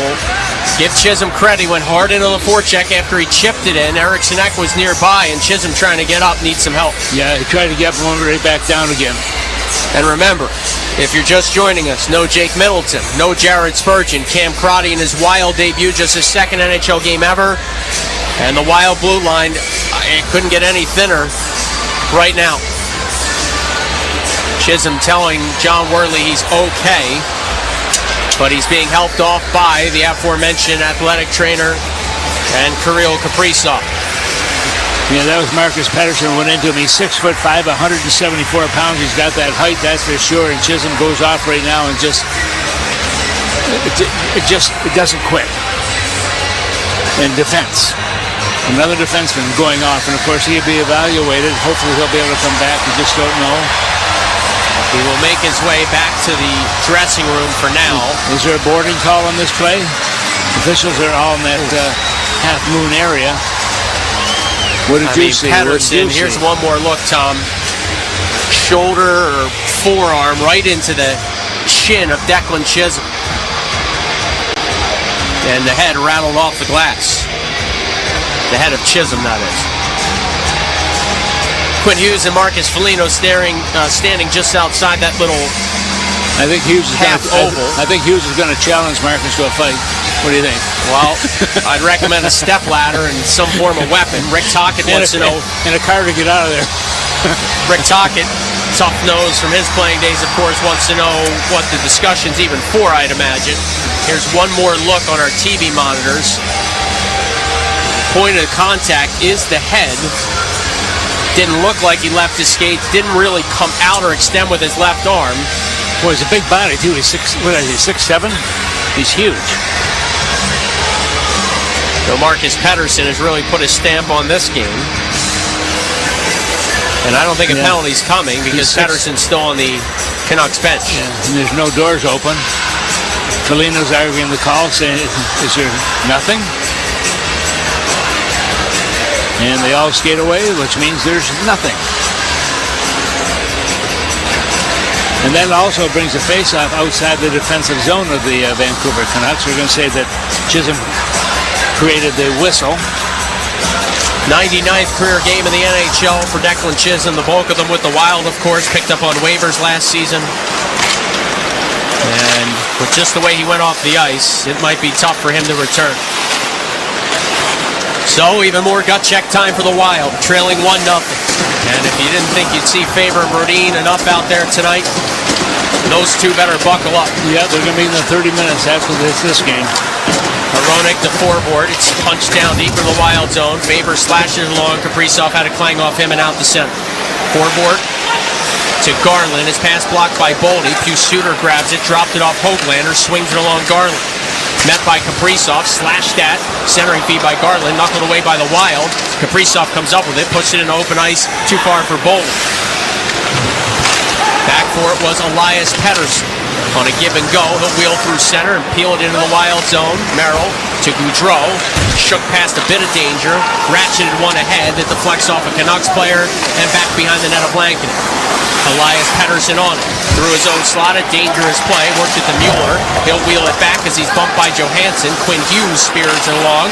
Cut off by the Wild's Freddie Gaudreau. By Zuccarello is open in the slot with a wrister. He missed it high and wide. Brock Besser now for Vancouver. Hits the red line. Stared down by Bogosian. Popped it in. Merrill back. Off the right wing boards, Gaudreau. Hit the late help coming Zuccarello. Filtered free for Johansson. Now a chip and chase by Marcus Johansson. Into pressure. Victor Mancini. That creates a turnover. Marco Rossi from low to high. Bogosian one-touch it to Johansson. Turning and shooting one. It pinballed around in front. Zuccarello tried to center. That's cut off by Besser. And then Zuccarello dumps Mancini. And a penalty call coming on the Wild. Giving up a lot of size there, Zuccarello, but he threw Mancini down 20 feet from the puck and the arm up from the referee. Not a good place to be right now. Here's the call. Minnesota number 36, minor penalty for interference. So Zucchi goes to the box right now, puts the Vancouver Canucks on the power play. They're 18th overall in the league coming into the games tonight at 21.3%. Their last four, they've been 4 for 10. The last little bit with this team, 40% they've been scoring in the power play. So they're a team that is moving the puck well with a man advantage. That was close to a slew foot by Zuccarello, called interference. His leg never got fully behind the big defenseman Mancini. So the Wild penalty kill dented once last night. Trying to come up with a clean kill here. Hronek to the left side for Besser. Besser at the blue line. Fired it down low, out of the reach of Garland. Tapped around by Faber. Gaudreau hustled to it, golfed at it, ricocheted off of Besser, went straight up in the air to Brust, finds it, and feeds it up top for Pius Suter. Sprung along for Hronek. Canucks power play in the season series, 2 out of 6 against the Wild PK. Here's Jake DeBrusk, right side, walking in. Fed Garland, center point Hronek, fumbled it away and squeezes back the other direction. Yeah, just watching DeBrusk also, he goes right to the front line. He's got 13 power play goals on the year. His father Louis played over 400 NHL games. DeBrusk has been excellent lately, 7 points his last 10. Brock Besser with a left wing pass. Garland, as the power play sets back up for Vancouver, wrapped up by Faber, muscled it free to Brust, drills it around the end wall. Foligno pressures Besser, who twisted it to Quinn Hughes. Right back to Besser, slashed at by Foligno, so it's muscled down low for Suter. Suter jabbed it along, Besser to the point. Hughes curls with it, skates across the blue line, got it back to Besser, walking in, down low, a tip pass. And Gustafsson fought that off. Little deflection in front by Suter. Besser now to Hughes, high slot, shooting one, knocked down in front. Foligno skates to his left a few strides and pounds it off the glass and all the way down. Yeah, rebound one right to Foligno, just off the glass on the left side all the way down. Still 37 seconds remaining in the penalty to Zuccarello. Wild trailing 1-0 in the second period. Skating from right to left on your radio dial. Bogosian broke up a Quinn Hughes feed, touched it back out the center. Hughes has it once more. He's the Canucks all-time leader in assists by a defenseman already at this young stage in his career. Boldy scurried to a loose puck that was rimmed in by Vancouver. Bogosian hustled it along, touching it out to center ice with good stick there was Nyquist. Canucks play it back in. They're in early, so Bogosian can just wait, rag it a few moments before sliding it to the left side. Merrill hacks it ahead all the way down the ice. Zuccarello out of the box in 5 seconds. The Wild look to get out of the woods here on the PK. Hughes lugs it along. Full head of steam for Quinn Hughes. Rifles his way into the Wild zone. Left wing side. Merrill tripped him up. No call. Got fortunate there to the Wild. 5-on-5 hockey, Kiefer Sherwood cycles down low for Big Dakota Joshua out of Dearborn, Michigan. He's bumped by Brodin, stayed on it, got to the point Sherwood. And now Marcus Pettersson, who still has the game's only goal. He worked it into the corner and the net off behind Philip Gustafsson for the second time in this game. Once in each period, a stoppage and a timeout on the ice. 12:21 left, second period. The Wild trailing 1-0. Let's see if they take the TV timeout. No red light yet, so we'll hang on here for a moment. Yeah, Merrill is just battling in front with one of the Vancouver Canucks and just knocked the net off, and that, as a result, the whistle goes, and that'll keep it in the Minnesota zone. I don't know why they wouldn't have the TV timeout, though. Right. It wasn't an icing call. The puck didn't come from the other half of the red line and covered up by Gustafsson, so unless there's a rule about the net coming off its pegs being another reason why we wouldn't take the timeout. Yeah, Marcus Johansson was fixing his skate. The referee's talking to him, like, what are you doing? They can call a penalty for delay of game. Maybe don't get off there in a hurry, but Canucks are still making a change at the same time, so let it go. Gaudreau and Bluger on the draw. Canucks win it back. Mancini tries to snake away from Zuccarello. Zuccarello comes up with the puck deep in his own zone. Saucered one out through center ice. It was tapped away from the reach of Johansson by Drew O'Connor. Canucks knife it back in. Icing waved off. Brodin behind his own net. Skates out left side and spins away from the harassment of Bluger. Shaking again with it is Brodin. Try to punch it ahead. O'Connor stole it. Gonna weave it down low. Now a left wing breakout pass for Gaudreau. Gapped up by Mancini. Stapled to the glass, sent by Bluger, is Freddie Gaudreau. Merrill just slammed into O'Connor. Back behind the Wild net. Loose puck grabbed by the Canucks. When Minnesota reaches in, Goudreau sliced it free. Zuccarello to Johansson, and the Wild come through center ice. Zuccarello taking a Johansson pass, one to center, broken up by Forbort. He'll use the glass. Kluger at center, working it along. Linus Karlsson would have been offside. He then did touch up, and that should be intentional. Yes, it is, and it's going to go right back to the Vancouver zone, I believe, to the left of the netminder, which is a good thing. 11:26 left, second period. The Wild have kept the Canucks to just 7 shots, but they trail 1-0 in Vancouver. You're listening to Wild Hockey, presented by XL Energy.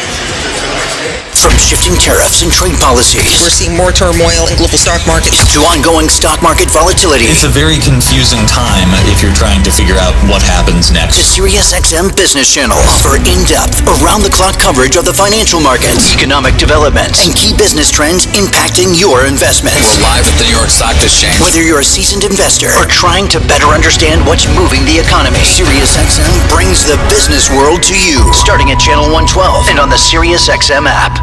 NHL Morning Skate. December 15th, Vancouver Canucks were in the playoffs. And this is when they had that big controversy going on. So they had to do something about it. And they did do something about it. Well, now they're not in the playoffs. You know what? They're not even really close anymore. This is the most absurd season falling apart. The most disappointing team this season of the 32 are the Vancouver Canucks. NHL Morning Skate with Scott Laughlin and Gord Stellick. Weekdays 7 a.m. Eastern on NHL Network Radio, SiriusXM 91, and the SiriusXM app.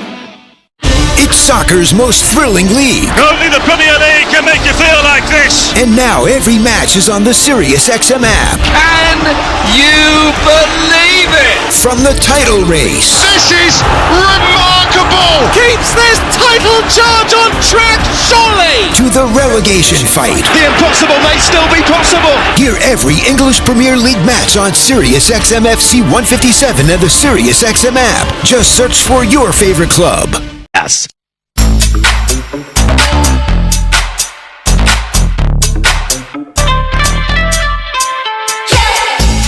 Well, 11:26 to go here in the second period. Still a 1-0 game in favor of the home team, the Vancouver Canucks. And Joe, you called it right there. The fact that Minnesota has kept the Vancouver Canucks with just 7 shots so far as we approach the halfway mark of this hockey. And Minnesota's had a total of 16, but can't find the opening yet. Haven't been able to get that big one in behind the netminder to give them at least a tie in this game. They deserve better. They've been the better team so far. Lankinen now, sorry Tom, has stopped in the season series against the Wild. He's played all 3 games. He has now stopped 79 of the 83 shots that have come his way. Eriksson won the faceoff. Kaprizov tapped to the right point favor. Rolls it along Kaprizov. Up through the high slot, shooting one. It went just wide. Faber pinched in. Up top, Kaprizov a drive. Ricocheted in front. Eriksson got kind of infracted with there. It goes to the corner. Boldy tries to hunt it down. The Canucks need a whistle. They'll ice the puck. Back for it is Brodin, and there's the whistle. So the delayed or the intentional offside meant the draw came all the way back into Vancouver ice. The Wild won the draw and got some mojo there. Yeah, and they have been not very good on the draws in this game so far. We know that. We've watched that develop over the time so far, but Minnesota's got to find a way, not just get the draws, but get the shots to the net. Next one, obviously a big one in this hockey game. Wild would hate to fall behind by a pair. It appears they're struggling to score right now. Eriksson was tied up on the draw. Pius Suter pushed it free. Höglander attacks. Faber stares him down. Höglander spears it behind the Wild net. Brodin's the first man there. Boldy supported, tipped along Faber. Looking for Eriksson. Was a touch too far. Eriksson then blocking along Rister. Canucks keep in. As it soared behind the net. Connor Garland to grab it. Brodin wraps him up.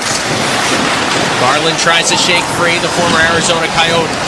Laid it behind the net. Good stick by Brodin. Nifty pass in Eriksson, right side. He'll go rink wide. Kaprizov through the neutral zone. Didn't handle it cleanly. Stepping to it though, Boldy wristing a shot. Missiled it off the end glass. Eriksson tried to keep in Cam Crotty at center now. Deals it along to Merrill. Back to Crotty. Picks his head up, slapped it along Kaprizov, ripped it rink wide. It tips off a Vancouver player, goes deep into their zone. Eriksson trying to chase to it. He's bottled up by first Marcus Pettersson, and then Philip Perona, a couple of big defensemen out for Vancouver. Nearing the midway point of regulation. It's tied up along the Canucks end wall. Eriksson jabbed it free. Scurrying to it, Crotty. He'll just keep in, rimming it back down low. Merrill to activate, just ahead of Garland. Puck came free for a moment. Garland will take it and shove it out the center. Wild have to hustle back. It's Joshua working in on Crotty. He'll peel up. Vancouver needs a change, so Joshua just rims it around the wall. Rat-to. Slowed down by Eriksson. Kaprizov stick handle free. Merrill had it poked loose. Crotty finds Boldy. He'll lift it rink wide. This is going to be icing on Minnesota. With 9:37 to go in the second, still down 1-0. Yeah, trying to get that long pass, that breakout pass there, just a little bit off the mark there, and as a result, the offside or the icing call goes against Minnesota. That'll bring the faceoff back deep in the Wild zone with 9:37 to go here in period number 2. At last glance, Seattle leading at home over St. Louis 1-0. In Calgary's idle tonight, they host the Sharks tomorrow. 3 points back of both the Wild and the Blues. Both Minnesota and St. Louis, just 2 games left, including tonight. The Flames have tomorrow's game against San Jose and 2 more after that. Icing on Minnesota again. Another draw coming up in the zone of Philip Gustafson to his right. Well, get excited, Wild fans. The playoff race is heating up, and it's time to upgrade your experience. Reserve your suite or premium experience today to create unforgettable memories. Place your deposit today at wild.com/premium playoff. Ty Mueller and Eriksson on the face-off to the right of Gustafson. Mueller able to nudge it free at the point. Quinn Hughes across the blue line to Elias Pettersson, stripped by Kaprizov. He'll carry ahead, tapping free for Boldy. Boldy over the offensive blue line left side, watched carefully by Quinn Hughes. So he danced along the dasher left wing boards, then spun up. Boldy protects it in the corner. Wild trying to finish a line, changes. Hartman fresh off the bench comes to join the scrum. It's poked free by Hughes. Went around his own net. Got a bit of a moving pick there. Not called. Faber at center. Intercepts. Got it to Kaprizov. Worked along for Hartman. Hartman stepped over the blue line. Batted one down low. But that was chunked away by Vancouver. And out through center ice. Trenyon has to steal it back from Minnesota. It's wandered along by Brodin. Kaprizov at the end of his shift. Connects with Ryan Hart. Left wing side Hart. Steering it behind the Vancouver net. Trenyon centered. A quick shot by Brazo. Hammered wide. And it'll careen all the way back into the Wild zone. Well, Minnesota's working hard. They're getting opportunities to get the shots through, but they can't find the openings yet. Brodin D-to-D's. He's bumped by the NHL hit leader in Kiefer Sherwood. Now Brazo through the middle of the ice to Hartman. Crisscrossing with Trenyon. Yakov Trenyon racing in left side. All the way down low. Fans on his opportunity. Met there then by Forbert. Canucks dig it free. Get it out to center ice. Foot race here. Bogosian and Sherwood. Sherwood got there first. Bogosian slowed him down. Sherwood dropped it off. Joshua's shot. Hit deflected off a body and went just wide. And a penalty call coming. And it's going to be on Minnesota. And the Canucks are going to get their second power play of period 2.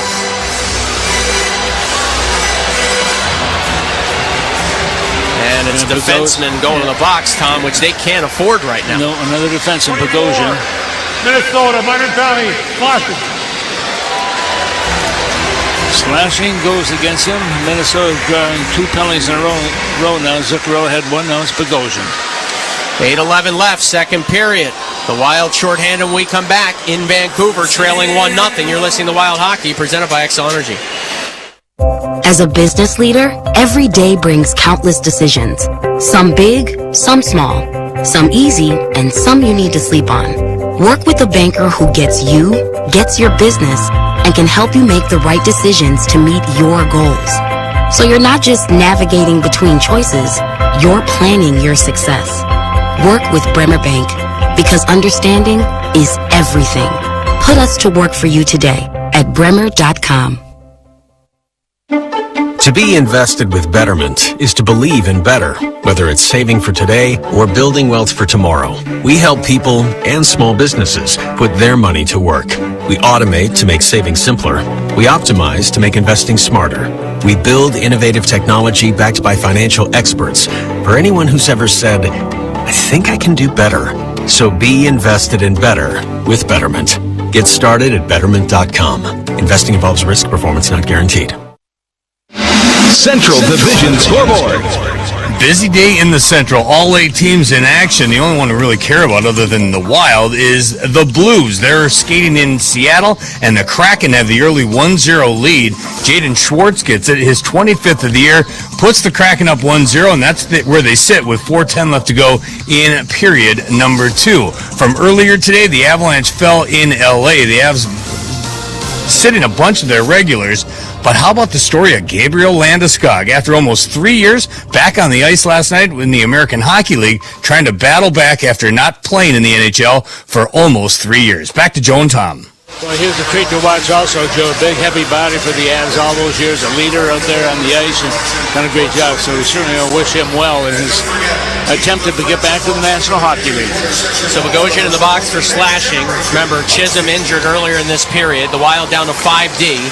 And they're without Jared Spurgeon and Jake Middleton. So the penalty kill will be tested here. Garland to the point. Hughes, a quick wrister, tipped in front. Gustafsson, a kick save with his left pad. Hustling the rebound, Brodin. Able to send it all the way down. Yeah, and that was a good redirect also, but Gus able to focus in on that one, get a piece of it.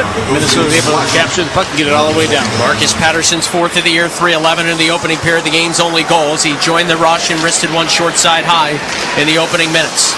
Wild from right to left on your radio dial. Their second penalty kill of this contest and of the second period as Faber steals, turns, and from inside his own blue line rifles it down again. Yeah, so often just patience when you're killing a penalty also. You don't get caught out of position. Until 40 seconds in. Normally there'd be a change here after the clear down. Brodin and Faber stay out. The only players that went off were the forwards.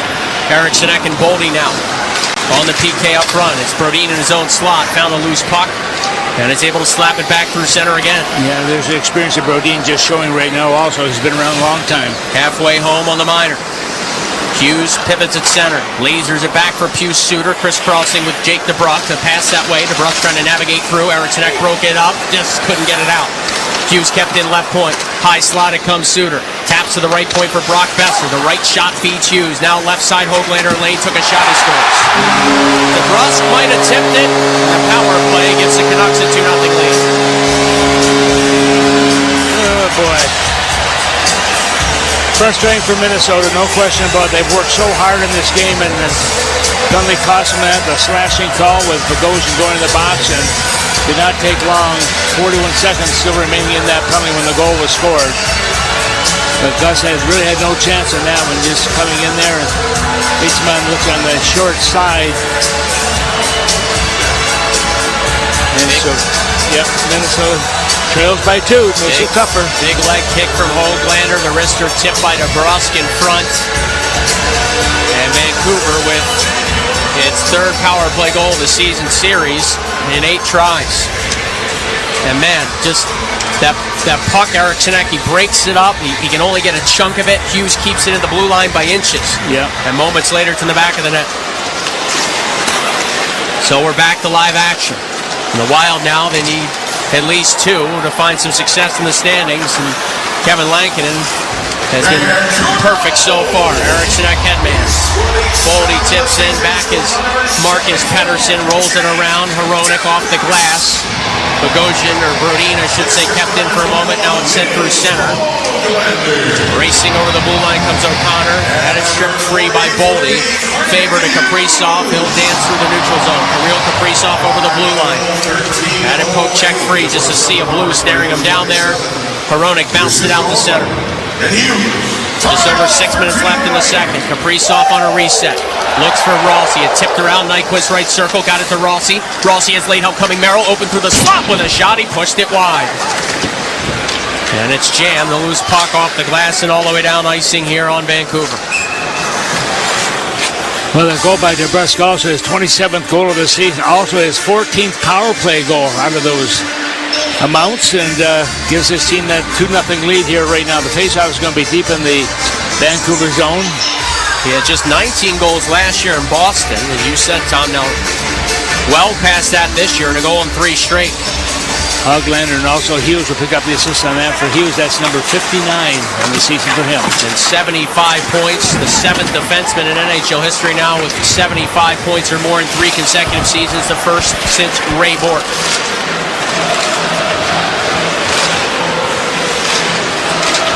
Bogosian back inside his own zone for the Wild. Over to Nyquist.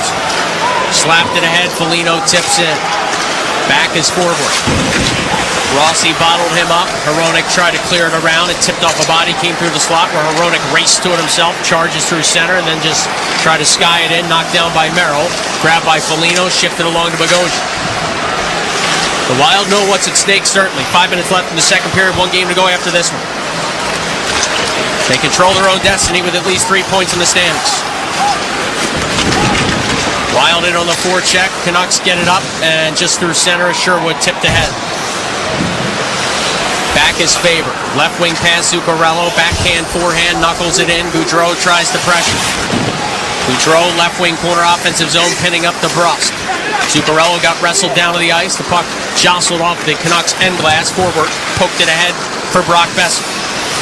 Besser, coming off a 40-goal season last year, carries in, dance free with a shot blocked. Big block by Brodin. As Besser had shaken free, now Johansson the other way from Minnesota. Chip and chase. Hughes 15 feet from the puck, just forced through the boards. Faber pinches in for a moment, puck sent out to center.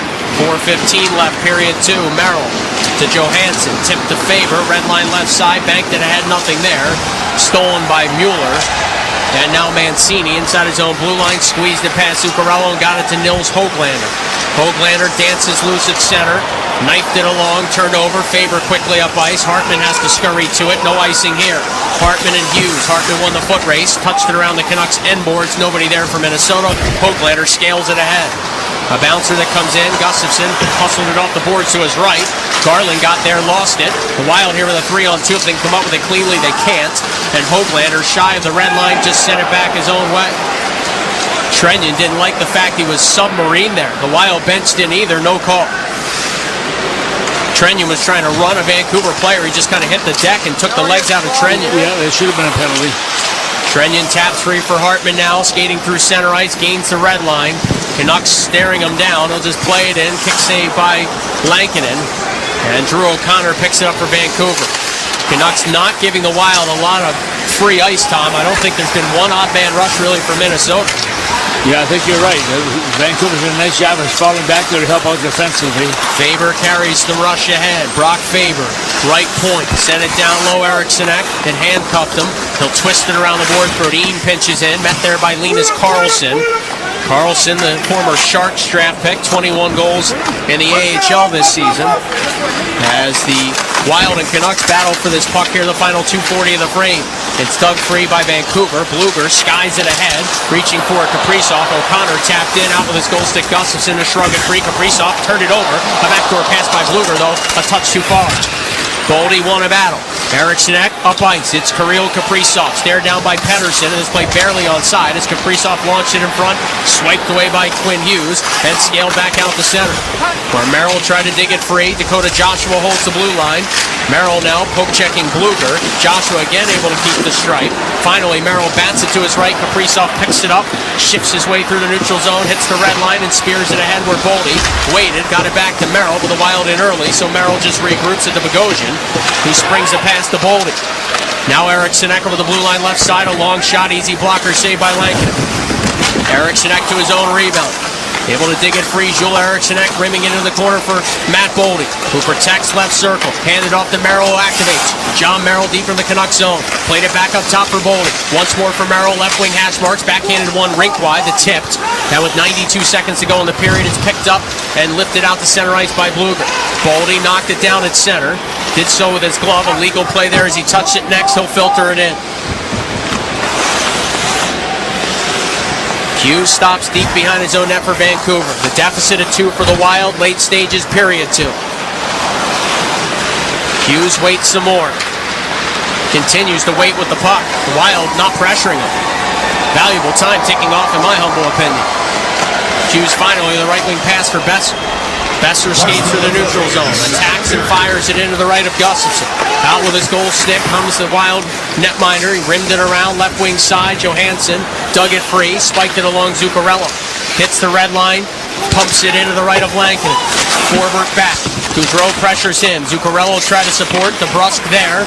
Kept in by the Wild for a moment. Good passing play here. Zuccarello left circle. A shot. Lankinen the save. Rebound. Came free in front. Gaudreau grabs it with 33 seconds to go in the period. He'll wheel it up top to Foligno. Foligno trying to just free it up on a return pass. Gaudreau had to take it back out at center. Freddie Gaudreau lost it in his skates for a moment and then plays it on the tape of Brodin. Bounced along hoping for Foligno to tip in. 20 seconds left in period 2. Back is Hronek. Absorbed a big hit by Foligno as he spun off the check. The Canucks label it down. This is going to have the steam for icing with just 10 seconds left in the second. Well, Minnesota working, but no rewards, as we talked about all the time in this game at this point.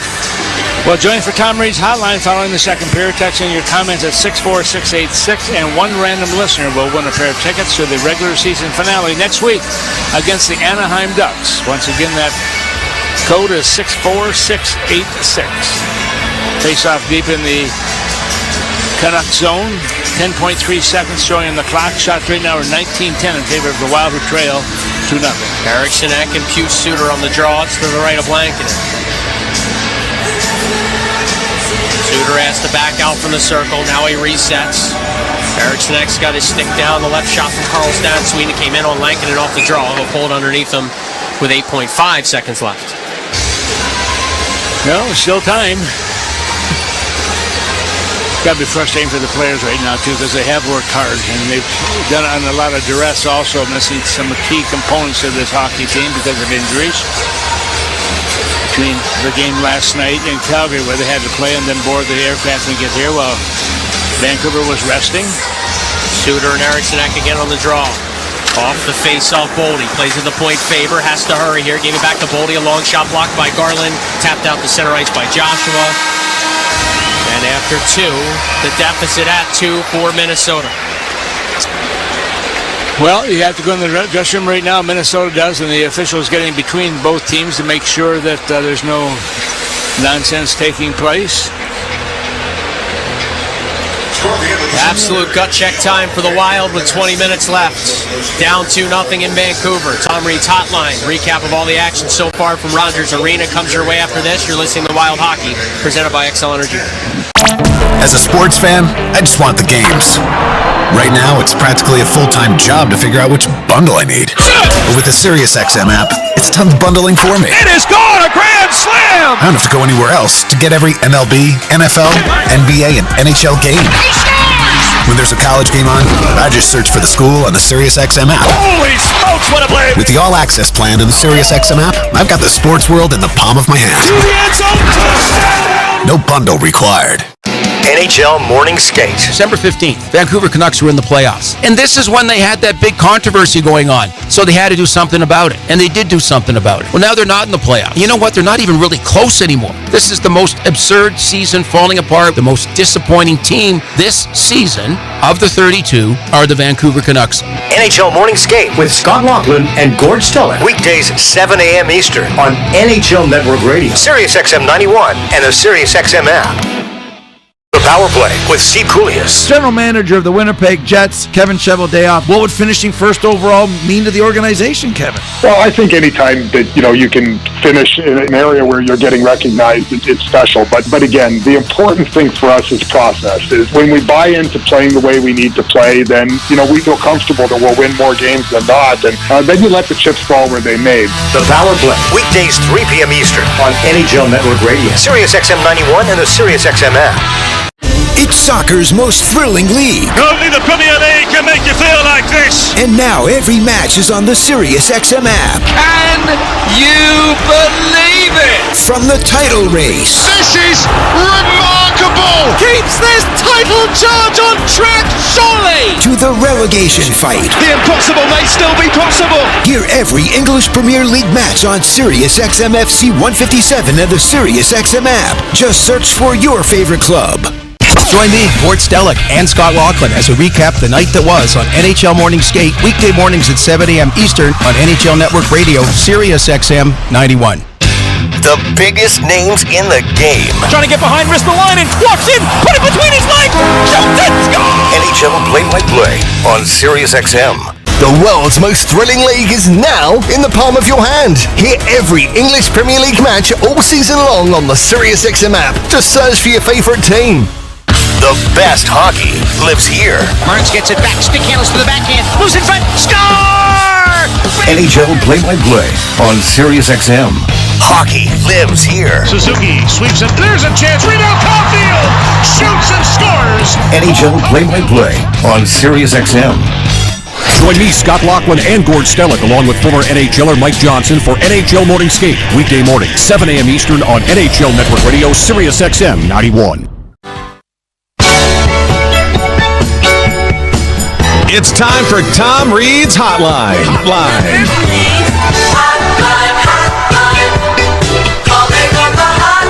Text in your comments or questions to 64686. You could win fabulous prizes, including dinner at Tom Reed's Hockey City Pub or Wild tickets to a future game.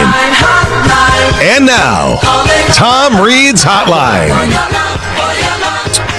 Wish I had better news to report, but the Wild are down 2-0 after 2 periods of play. Patterson in the first, DeBrusque on the power play in the second. Wild are down 2-0 despite outshooting the Canucks 19-10 through 2 periods. Tom Reed is out there at Rogers Arena. Get your questions in. We've got tickets to the regular season finale Tuesday night. Wild host the Anaheim Ducks. If you aren't the lucky winner, you can still go wild.com/hockey tickets. Tom, they're squeezing these sticks into sawdust at this point. It's not like they're not trying. It's not like they're not getting opportunities. But, man, they just can't solve Kevin Lankinen tonight. Yeah, and we've had that problem, I think, a lot of the year. Also, Kevin, Minnesota trying to score some goals here, but they have worked hard in this hockey game. They've executed pretty well, but they just can't find the recipe to get the puck in behind the netminder right now. He's got lots of support, but Minnesota's outshot the opposition 19-10. But, of course, they were down 1-0. Of course, a penalty, a slashing call going against the Wild, and the Canucks able to open up them a 2-0 lead right now that they have going into that dressing room ready for the third period. Wild down 2-0 in Vancouver. A rally would be huge. The update from Seattle. Kraken lead the Blues 1-0. They're in the second intermission as well. Let's go to our questions here that you sent in at 64686. Injuries on the blue line, Tom. They're missing guys, and now you lose Declan Chisholm tonight from the 320 area code. When you're down guys on the blue line, you ever consider using a forward and dress them up as a defenseman? Well, the dress is still the same. You don't have to change outfits, that's for sure. But, yeah, sometimes that has to happen when you have to just throw a guy back there. It doesn't have to be the same guy all the time. You can have different guys back on that blue line, and sometimes it gives you a little more also of an offensive flair if you get the chance, if those guys get the chance to move forward with a puck and make some good things happen on the opposite end. Jared's listening in from Rochester, likes hearing the name Kirill Kaprizov, but haven't heard him much last night or now through 2 periods tonight. Do you think there's still rust there? Jared wants to know what's the percentage that we're seeing Kaprizov at. Yeah, I think Jared's right. You know, this is just the the second game back since missing 40 games or so, I think, in the season. So it doesn't just come overnight. You've really got to work at it. And how do these guys work in the locker room, and the equipment they have there, and working with strength and conditioning experts? It's still a little more difficult once you step on the ice. And we don't know the degree of pain he could be in right now because of the surgery he had earlier. And sure. We don't know exactly what the injury was, but it may be bothering him a little bit until he gets acclimated once again to playing a full shift and getting himself into action here. But I see a little bit of improvement from last night. I noticed him a little bit more in this hockey game than I did yesterday. From the 507 area code, no matter what happens through 82 games, Tom, and hopefully things work out in the Wild's favor and they advance to the postseason. But this regular season from the 507 area code, have you ever seen a team get swatted with injuries to such key members throughout the course of a regular season? It just doesn't relent. No, and I think you're right, Kevin, when you said the key members, because every team has injuries, and the number of injuries is one thing, but it's the quality of the injuries that Minnesota's had when it comes to the players that are the quality players, and they've had their big guns out of the lineup so many times this year, and that has really hurt. And even we get to where you have call-ups, and now guys are still getting hurt. That blue line is really suffering, and you can bet that Boldy back in that point position along with Brodin, those two guys will get a lot of ice time at the end of this hockey game. Ashley's listening in from all places, Tom. Honolulu. I don't even care what she's asking. I just want to think about the fact that Ashley is hanging out somewhere in Honolulu listening to Joe O'Donnell and Tom Reed. Soak that in for a second. Must be an outdoor rink there someplace, I would think. Probably. I doubt that Ashley's dealing from frostbite. Exactly. Oh, well, Ashley says, how do you feel about a matchup with Vegas? Whoa. Let's not put the horse before ahead of the cart. You got to get some things done here. here first? I want to match up with anybody. I don't care who it is, because playoff hockey is totally different from the regular season. It's much more physical. It's much more tense, and every shift is much more important to the success of a hockey club. But you got to get there first. We're not there yet. Yeah, and I think we're all hungry for it, too. Seeing the fact that they missed it last year, that's something we haven't had to deal with in a long time here in Minnesota. We didn't have it last year. I think everybody's anxious to get back there again. Well, we are. The players certainly are. I know that we, as a broadcast team, would love nothing more than have the playoff run once again. But you got to get there first. And Minnesota's had such a great start, but have faltered along the way here lately. And as a result, that's why they're on the outside looking in right now. Everyone's favorite topic of conversation, other than the Wild pushing for that playoff spot, is what is going to happen with Zeev Buium. The 3-2 area code sends this one in. He's out of the Frozen Four. He's making his way to the state of hockey. Do you see Zeev Buium in a Wild uniform before the end of the season? And if they make the playoffs, will he be in the lineup? Well, it depends what's going on with him, too. We don't know if he has any injuries from the season he had playing at the University of Denver. I know disappointed losing in double overtime the other night, but it's been a long, difficult year for the players. Not that they don't love it. I mean, they love being a part of it, but he's got an edge to him. But he's a defenseman, and, of course, we need defense. I mean, you can never have enough guys. I would not be surprised to see him there, but they've got to get him on the ice and get him some work time. There's only one game left in the regular season after tonight, and I know he was at the Hobie Baker Awards dinner last night. Didn't win it, unfortunately. A lot of people thought he would, but he was certainly a good choice to be a part of the group that were vying for that trophy. But at the same time, I could see them bringing him in, getting some practice time and so on. Whether or not he'll play any games depends how far the Wild will continue to go.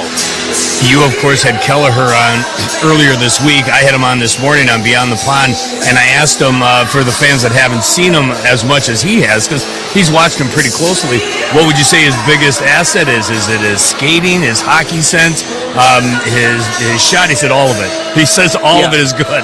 So, I mean, all he's doing is adding fuel to the fire. Everybody wants to see him, I guess, including Chris Kelleher. But you got to make sure you put him in a position where he's going to succeed, too. And I said the same thing about it, the fact that he is such a skilled player. He's so creative, and he's got some spunk to his game also. He's got a little bit of an edge to what I really like, where he's not afraid to speak his mind to the opposition, try and get in their kitchen a little bit. All right, Tom, so we're going into this third period. We know what's on the line. Wild are down 2-0. They're putting pucks on net. They're out shooting the opposition here 19-10. They have not been rewarded yet. What would be your message to these guys as they come out for the third period? All hands on deck right now, guys. We've got to do something. The third period's been pretty good to Minnesota. They've scored 85 goals, giving up 93. And you look at the Vancouver Canucks, they've scored 79, giving up 94 in the third. So if Minnesota can come out and have that intensity that we need to see, then there's a chance of them coming right back. They could do it. Thank you, Tom. Thank you.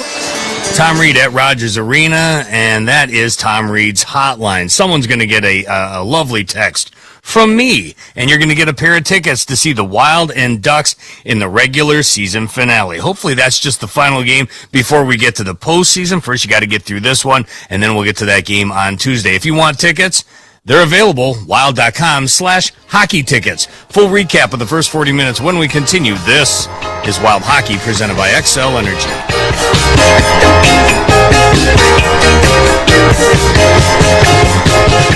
Give the new spring era retro kick with an all-new classic vinyl spring mix on the SiriusXM app. Here comes the sun. Featuring timeless classics from the Beatles, Led Zeppelin, and ELO. It's a beautiful new day. To feel-good anthems by Elton John, Bruce Springsteen, U2, and more. It's a beautiful day.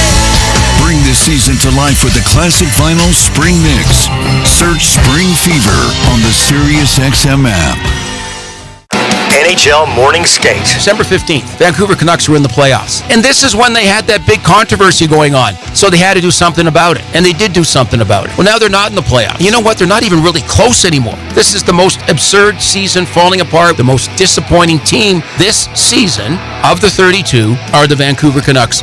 NHL Morning Skate with Scott Laughlin and Gord Stella. Weekdays 7 a.m. Eastern on NHL Network Radio, SiriusXM 91, and the SiriusXM app. The Power Play with Steve Coolius. General Manager of the Winnipeg Jets, Kevin Cheveldayoff. What would finishing first overall mean to the organization, Kevin? Well, I think anytime that, you can finish in an area where you're getting recognized, it's special. But again, the important thing for us is process. Is when we buy into playing the way we need to play, then, we feel comfortable that we'll win more games than not. And then you let the chips fall where they may. The Power Play. Weekdays 3 p.m. Eastern on NHL Network Radio. Sirius XM 91 and the Sirius XM app. Join me, Gord Stellick, and Scott Laughlin as we recap the night that was on NHL Morning Skate, weekday mornings at 7 a.m. Eastern on NHL Network Radio, Sirius XM 91. The biggest names in the game. Trying to get behind, wrist the line, and walks in, put it between his legs, shoots it, score! NHL play-by-play on Sirius XM. The world's most thrilling league is now in the palm of your hand. Hear every English Premier League match all season long on the Sirius XM app. Just search for your favourite team.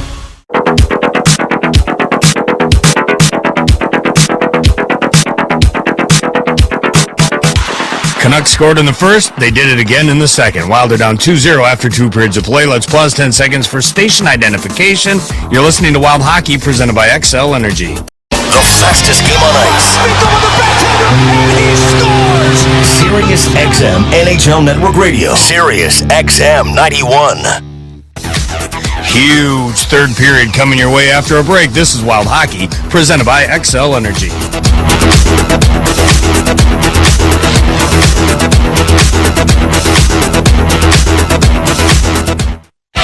As the official partner of the Minnesota Wild, Enterprise is ready to go that extra mile.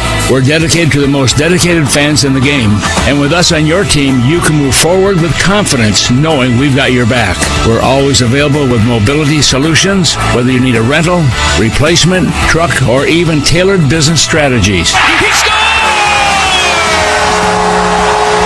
At Enterprise, your goal is our goal, and we're ready with the assist.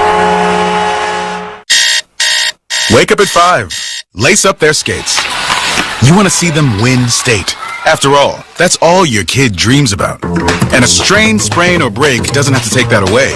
Tria Orthopedic Urgent Care is here for them 7 days a week with no appointment needed.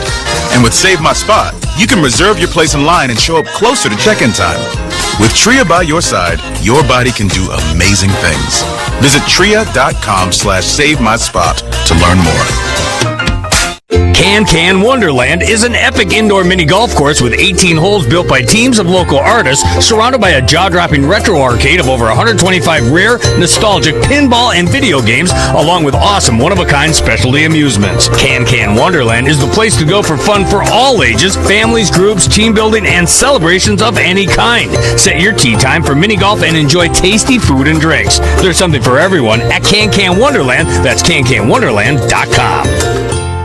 Hey Wild fans, Minnesota-based and family-owned Old Dutch Foods has been creating taste sensations for generations of hometown Wild fans for over 90 years. Stock up on your favorite Old Dutch game day snacks at your local grocery stores to make game day a win.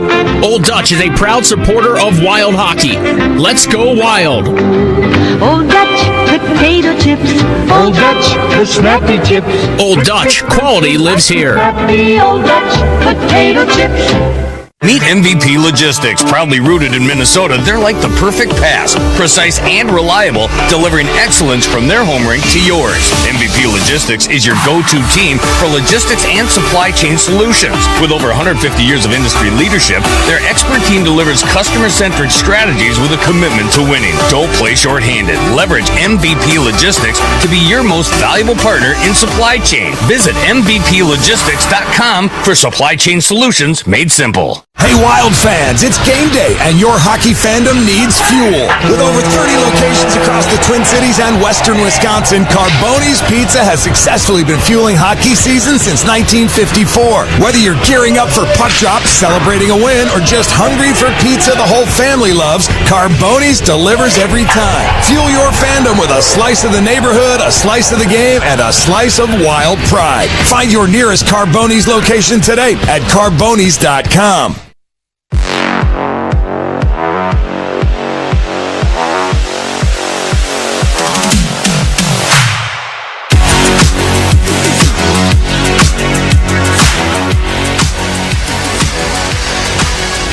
Third period from Vancouver. Needless to say, pretty critical one at that.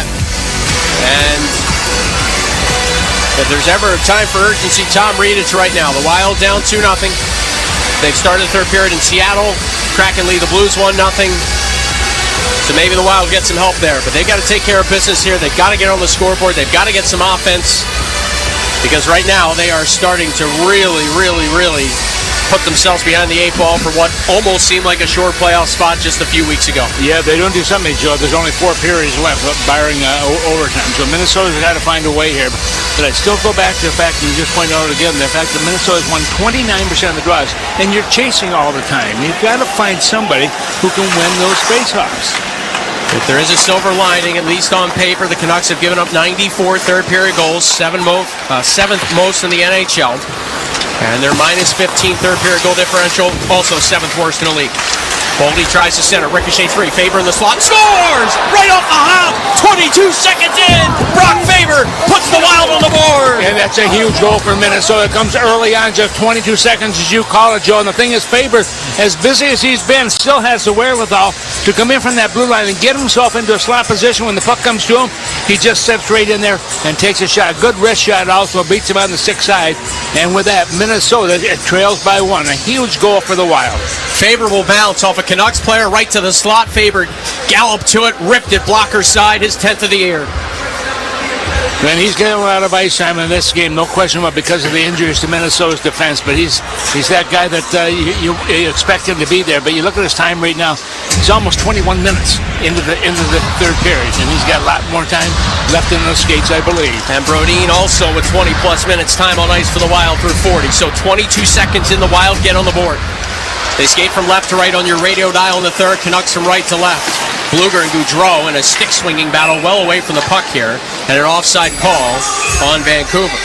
And I think, Joe, a goal like that also energizes the guys on the ice, but certainly the guys on the bench as well, getting ready. Let me on the ice. I want to get out there and see if I can make something happen.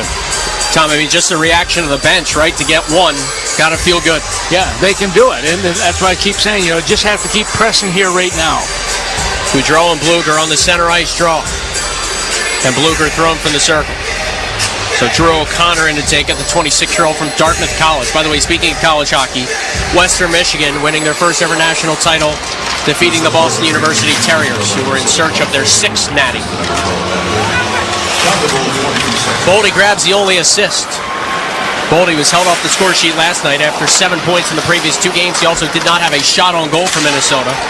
A rarity for one of the top shooters in the entire NHL. Here's Zuccarello outside the right circle. Filters one to Faber at the left point. Brock Faber springs it down low. Gaudreau coming out from the corner. Freddie Gaudreau up high, waiting, shooting one. Zuccarello reaching for the rebound. Lankinen didn't have it, but a whistle. Faber put the puck in the net. It wasn't even close to cover. And it's just a terrible break for the Wild. Now all heck's broken loose. Yeah, where was Jean APR? Why is he in the backside there also? He's got to put himself in a position to see that puck. It was loose in the far side. I mean, it wasn't even close to being covered by Lankinen. No. He dove on top of it, but it squirted free. Came to Faber, who tapped in a backhander. Would have been his 2nd goal in the first minute of the period. Faber screaming and begging for an explanation, but no matter what he hears here, he's not going to like it. Entire Wild bench standing.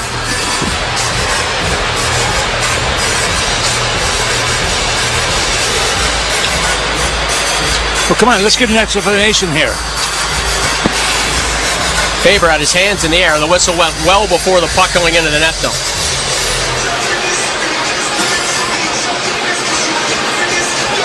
You can see where they put the face-off. The Wild stay down 2-1 with a minute gone by in the third. Faber again, he can't believe it. I can't believe it either. That's the referee's job, to put himself in a position where he can see what's going on, not standing in the corner. Wild have to refocus here, though, Tom. Can't change, as you said, what's gone on in the past. You see that so often, whether it's a bad call, a bad bounce, a bad loss. They've got to just put it behind them now. You know they have 19 minutes to go to work. And not only that, now they're in the face-off outside the defensive zone of the Vancouver Canucks. Yeah, because of the post-whistle scrum. Wild win the draw. Boldy feeds Faber. He'll walk in, fire long shots in the glove of Lankinen. Dropped it off for Aronik, who cuts around his net, and then reverses back for Marcus Pettersson. Pettersson left wing corner waits. Wheels it back around his end wall. Aronik again, this time right side. Lifting it along out the center for Höglander. Faber bumps him, Nils Höglander. Sends it around the Wild net. Eric Sinek meets Q Suter in the corner. Puck left free for Kaprizov. Through his own slot, Boldy leads the charge ahead of 1-on-3 with his line mates changing, so Boldy just peels it in. Kaprizov races in after it. Chipped one that ricocheted out in front. Canucks steered away from trouble.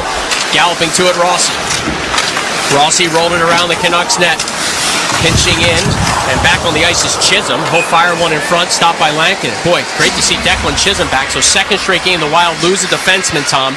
Looks like it could be big-time trouble. And both games, Calgary last night in the third, tonight Chisholm and Vancouver in the third, able to return. Yeah, and that's a good thing for Minnesota, no question about it. And so often you have a hit like that, especially if it's a head injury, they have to go in and be evaluated. It may take a little bit longer, but he says he's okay to be back on the ice. He has to be cleared by the doctors, and so will certainly help Minnesota and take away some of the minutes of some of the guys also, because they got to be pretty well dog-tired from those guys back in the blue line. The Wild have come out early in this third and are pushing the pace.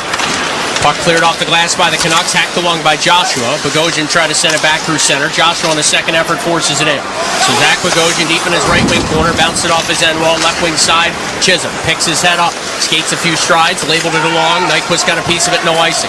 Forbert and Foligno back for it. Forbert absorbed a hit then from Rossi. Joshua pokes it off the glass. Ratu knocked it along. Here's Kiefer Sherwood, but a hand pass on Vancouver. Halts this rush with 17:43 to go, and the Wild trailing 2-1. Yeah, that's going to bring the face-off back deep in the Vancouver zone also because of the hand pass. Well, become a part of the season ticket member family and unlock exclusive player interactions, priority, access to playoff tickets, special events, and much more during the year, all year long. Be there for every unforgettable moment. Be forever Wild. Learn more at wild.com/forever.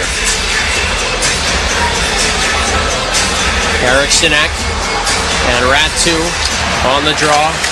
Puck comes to the point. Brodin a drive, block, didn't get much on it. Ricochets around, grabbed by Brodin. In front of the Wild bench. Now a rink-wide pass for Faber. Faber faked a return dish, skates along a few strides, and then floats it back full head of steam for Kaprizov. Darting through center. Kaprizov hits the offensive blue line. Chuck pass to check. Left wing side, Kaprizov all the way down low, around the net of Lankinen. Try to wrap around try. The big stick of Pettersson kept that out. Kaprizov back on it again. Worked it to the right point. Faber, a shot. Saved by Lankinen. Rebound jab just wide by Kaprizov in tight. Bluger back for it. The Wild continue to pressure early in the third. Loose puck battle, Boldy knocked it free, worked it up top, Brodin, waits, shoots one, it's blocked. The brush to grab it, an outlet for Besser. He'll hit the red line and shove it in. Mueller, the rookie, back to try and grab it, wrapped up by the Wild defense. It's turned over by Minnesota. Linus Karlsson, right circle, toe drag, moving a shot, blocked by Minnesota, jammed back out by O'Connor. Handled there by the left-handed Gustafsson. Boldy now spins it along for Hartman. Tipping an open ice for Trenyon. Yakov Trenyon charges in, wristed a shot, kick save, Lankinen. 25 shots now for the Wild. They trail 2-1, 3.5 gone by in the third. Karlsson works in, Chisholm bumped him and ran under the ditch on a second effort. Canucks get to the loose puck. They try to center. It ricochets free. Elias Pettersson drills it around the boards. Drew O'Connor left side from his vantage point. Stapled to the boards there by Bogosian. Trenyon and Hartman surveys. His puck battle is pushed back the other way. It'll come all the way in on Lankinen. No icing. Kevin and Lankinen from Helsinki, Finland. Worked it free for his side. Bluger now into the wheelhouse of Garland. Left it back for Quinn Hughes, who shoved one in front. Nobody there. Höglander chased to it. Hartman with the help of Chisholm came free, and the Wild dart up ice with Declan Chisholm. Works his way left wing side, flings it in from the red line. Good move by Chisholm. We got a fight now behind the play. It's Trenyon going at it with Forbert. Couple of big bodies here. Trenyon went down, got back up, and wrestled down Forbert. Trenyon's on top of him right now, and of course we'll get the major penalties. We'll see if anything else takes place. Big gold chain hanging out of the jersey of Trenyon. Forbert grabbing his head. His head might have hit the ice here, and he is in some distress. Some concern for Derek Forbert, the big defenseman, former LA King draft pick. Athletic training staff out to look at him right by the Canucks bench. Trenion's a big body. He also has got that size. The officials are going to huddle up here. These pens will come at 4 minutes and 12 seconds of the third. Let's hope Forbert's okay, obviously, but let's hope Trenion didn't do something malicious down there in the scrum. They bumped each other well away from the puck and then just dropped the gloves at center ice. And Forbert dropped his gloves first. Forbert being... There's blood on the ice coming from Forbert. I didn't see anything on the first replay we got. The crowd now seeing something on the video board. Well, Trenion did fire a shot when the two were on the ice. They're both down there. The linesman trying to jump in. Yeah, they're both trying to get to each other. There's no question about it. Well, this is obviously a huge turning point in this hockey game. Canucks are up in arms, as you'd expect they would be. And just from Minnesota's comeback perspective, they can't afford to be shorthanded here. With 4:12 played in the third, trailing 2-1, controlling this third period, and now leading in shots 25-10 in this hockey game. Here's another look, Tom, on the Sportsnet, the Canadian TV feed.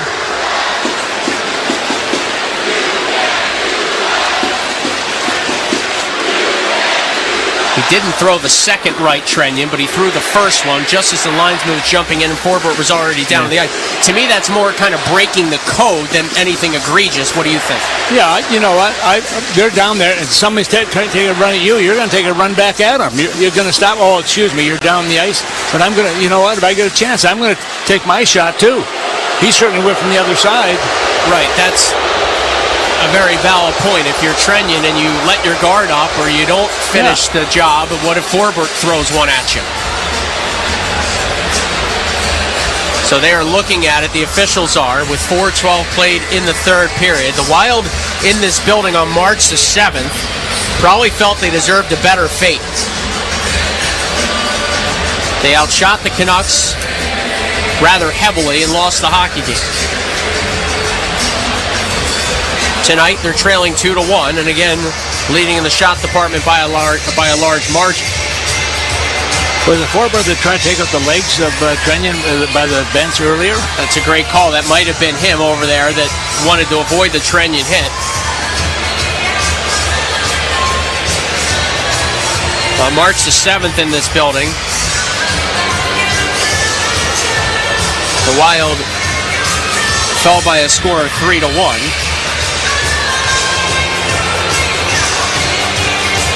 The shots were 38-20 Minnesota.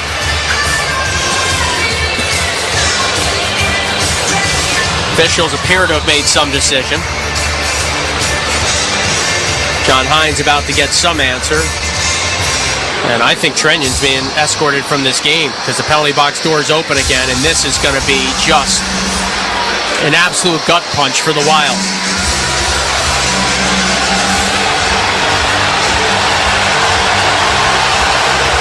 Trenion trying to get at the other referee now.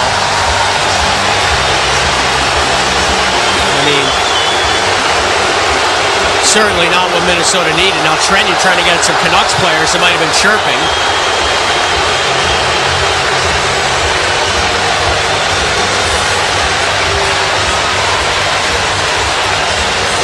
Waiting to see if he's gone down in the passageway.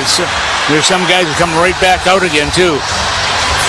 Rick Taka getting a word from the officials. For the official announcement, I hate to digress from the subject too much, but today I got somebody sent me a clip on Twitter, Tom, 1973 playoffs, North Stars Flyers, and this guy named Tom Reed was buzzing around out there. And it made me think. Hope was it real time? You undersell how good you were of a player, my friend.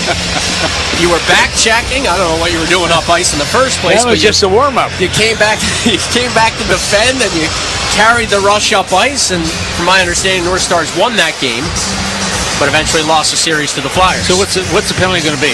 Are we going to have a major penalty? You don't want to talk about yourself at all, do No, you? I don't. No. Have we talked about my penalty shot? Yeah, I'd love to hear it again. Forbert goes to the dressing room due to injury. Trenion goes to the dressing room for the Wild. We're waiting the official call.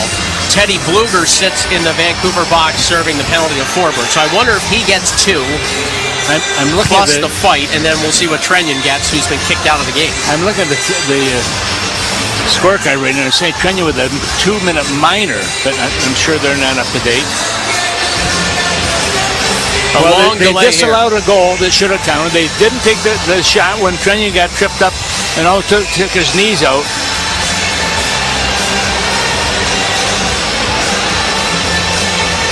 Draw's going to be to the right of Lankinen. Really frustrating. That's where the puck was when the whistle blew. Minnesota's got 5 people on the ice. There's no penalty time yet up on the board. So, and we've got no official announcement, which is also not well done by the men in stripes. So, it doesn't look like Vancouver's getting a power play, but why was Trenyon escorted from the hockey game? Yeah, that's what maybe a continuing altercation penalty in the 10-minute variety. Here we go. 2 minutes for injury, 5 minutes for fighting, and a game misconduct. Vancouver penalties to number 27, Derek Forbert, 5 minutes for fighting, and to number 53, Teddy Bluger, 2 minutes for interference. Time of the penalties, 4:12. That washes it all out. Way to go, guys.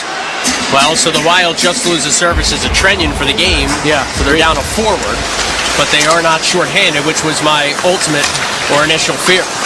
So we're back to live action as the puck ends up in the netting, and we'll slow things down again. All this was still about 4.5 minutes gone by in the third. The Wild trailing 2-1 in Vancouver. A win inches them closer to playoff spot. Anything less, and they start to really have to look at the out-of-town scores. Yeah, and also looking at their coach behind the bench for the Vancouver Canucks, a great coach, coach of the year last year. And, you know, they didn't extend his contract at that time becoming the coach of the year, and I'm surprised that's the Jack Adams Award. So now there's question. He's got 1 year left in the contract, and is that going to continue? Favor to Kaprizov. Long shot tipped wide. By the way, the Blues have taken the lead in Seattle with 3 third-period goals. It's 3-2 St. Louis. They got 2 goals in a 13-second span. A race a 2-1 deficit. They were down 1-0 after 40. So again, the Wild have to take advantage of their situation. Here's Faber charging in. Got out in front. Lankinen shot. Stopped by Lankinen. I should say the rebound came to Faber. Right side. Loose puck in front. Boy, Faber really trying to push the pace here as the Canucks lay it all the way down. This puck will go for icing.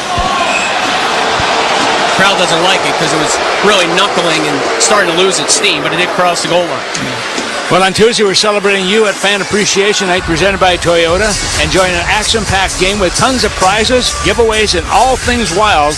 And every fan in attendance will walk away with an exclusive Marc-Andre Fleury poster. So get your tickets today at wild.com/hockey-tickets. And Seattle now has tied the game at 3. So that game was 1-0 after 40. There's 5 combined third-period goals from Climate Pledge Arena. But again, Minnesota has to focus on the task at hand. Here's John Merrill at center, backhands it deep into the Canucks zone. Back is Marcus Pettersson, trickled it around Dakota Joshua, gapped up on by Bogosian,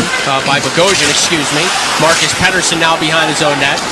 Eventually feeds Philip Hronek, who slashed it off the boards. It took a crazy bounce, stays in. It's Johansson in the high slot. Stick handling past some trouble. Left circle Johansson, waits, took a shot, it tipped wide. And the Canucks find it with Hronek. They'll knuckle it along for Ratu. Ratu feeds Brock Besser, fans on his shot. Try to get it back. It's jabbed back out the center by Minnesota. Quinn Hughes ahead of Johansson, the paddle it free. Elias Pettersson at the red line filters it in. So the Canucks down a defenseman in the interim. The Wild down a forward. Declan Chisholm injured in the second period, returning this game for the start of the third for Minnesota. Cam Crotty, his first ever game with Minnesota, second of his NHL career, hasn't seen much ice time. At center ice, the Canucks attack with the Bruss, trying to hand it off to Quinn Hughes. Stolen on the backside pressure by Rossi, who bangs it off the boards and hit the referee and comes free for Pius Suter. Here's the Bruss now left side, down low. Back of the net is Garland. Run to the ditch by Bogosian. He'll pick up the puck, leak out to his right, and feed it along Zuccarello. Carries ahead and then spikes a backhander in. Garland back for the Canucks. 6.5 gone by in the third. Garland reverses. Elias Pettersson now. Stops right side, feeds it middle of the ice for Hughes. Watched by Foligno. Quinn Hughes slows the pace down. Vancouver finishing a change. Hughes rifles a pass up ice. It did not deflect. It's icing on Vancouver. And that will bring the faceoff back deep in the Vancouver zone. That's going to be to the right of the goaltender. Minnesota hopefully can make something happen here. We got 13 minutes and 8 seconds playing time remaining in the third. They're down to 10 minutes left in that game in Seattle, 3-3. Eriksson, Boldy, Kaprizov, Brodin, and Faber for Minnesota. Mueller on the draw for Vancouver. The Wild win it. Kaprizov to Brodin for a try. Tipped in front. Big kick save by Lankin. Maybe his best of the game. On that deflected long drive by Jonas Brodin. The Wild hustled to it. Kaprizov rims it to the right point. Faber. Flicked it into the right wing corner. Eriksson leaned on by Hughes. Cycled it off. It's Kaprizov. Bumped by Mueller. Kaprizov trying to shake free. He does. Kaprizov with the puck. Feeding the point. Faber. Penalty call coming. Faber. A shot blocked. And ends up in the netting. But the Wild, because of the work of Kaprizov, in his NHL debut, Mueller's going to pick up a holding penalty, and the Wild are going to get a power play. Number 39, minor penalty, holding. Holding is a call. Number 39 goes to the box, and Minnesota get ready for the power play. And a timeout on the ice, so the top unit can rest. 12:40 to go. Down 2-1 in Vancouver, heading to a power play. You're listening to Wild Hockey, presented by XL Energy.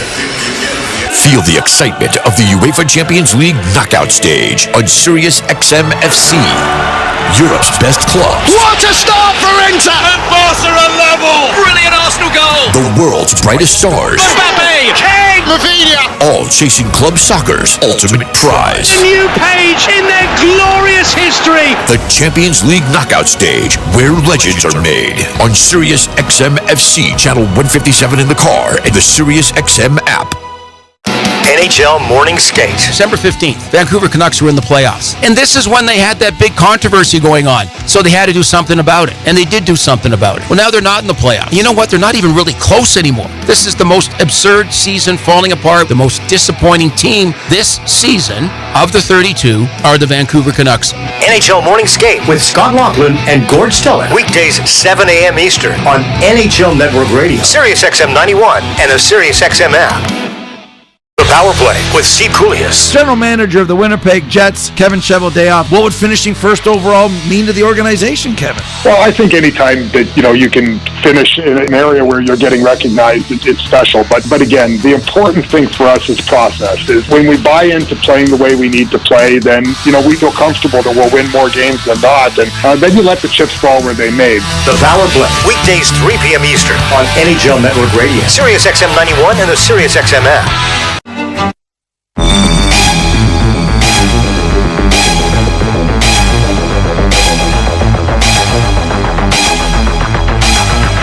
Minnesota back on the power play right now here. This is an important time for the Wild. We got 12:40 remaining on the big clock over center ice.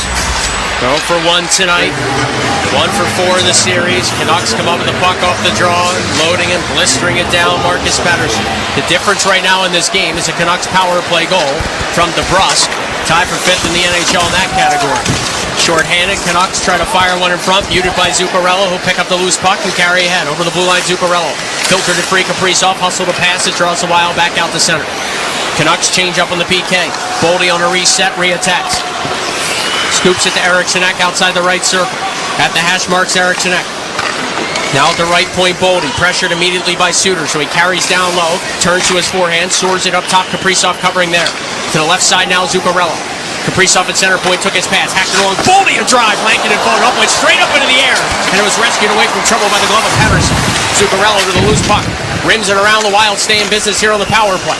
Man advantage down on puck 5, Boldy, behind the net, Eriksson, a return pass, Boldy coming out right wing corner, serves it to the left point, Zuccarello, took a shot, tipped just wide by Kaprizov in front, reaching for it, Boldy, trying to stab it along, Kaprizov's got it back in the net.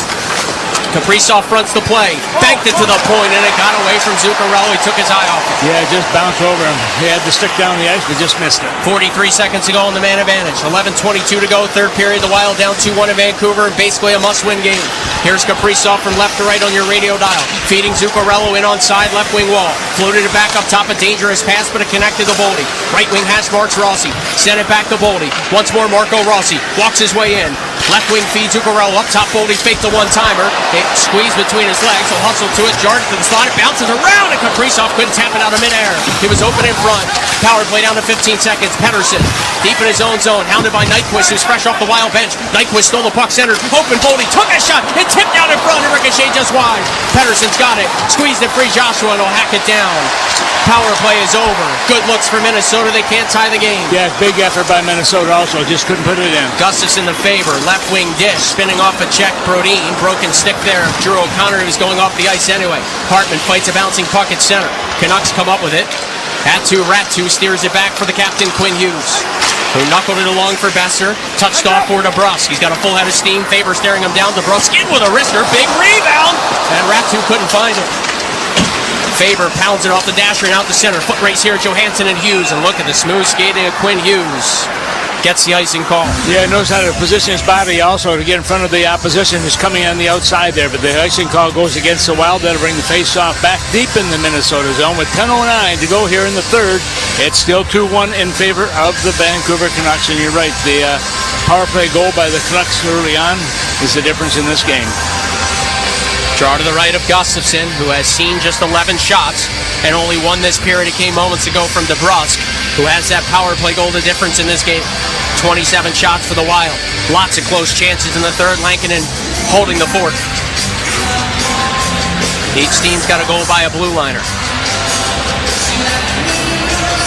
Rat2 and Hartman on the draw. Off the face-off, the Wild win it back. Brodin skates around the net of Gustafson, got it to Johansson, just forced it out the center. Nyquist intercepts now on a giveaway. Tried to peel it along, Mancini cut it off.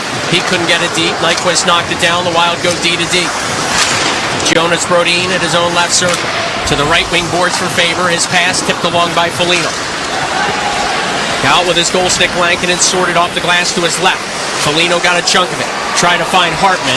Broken up by Vancouver for a moment. Now Ryan Hartman stepping free as Johansson in front. Hartman tried to spin in center. Johansson picked it up. Turned with a shot! It got behind Lankinen but stayed out. Hugh Suter sails it along. Kept in beautifully by Faber.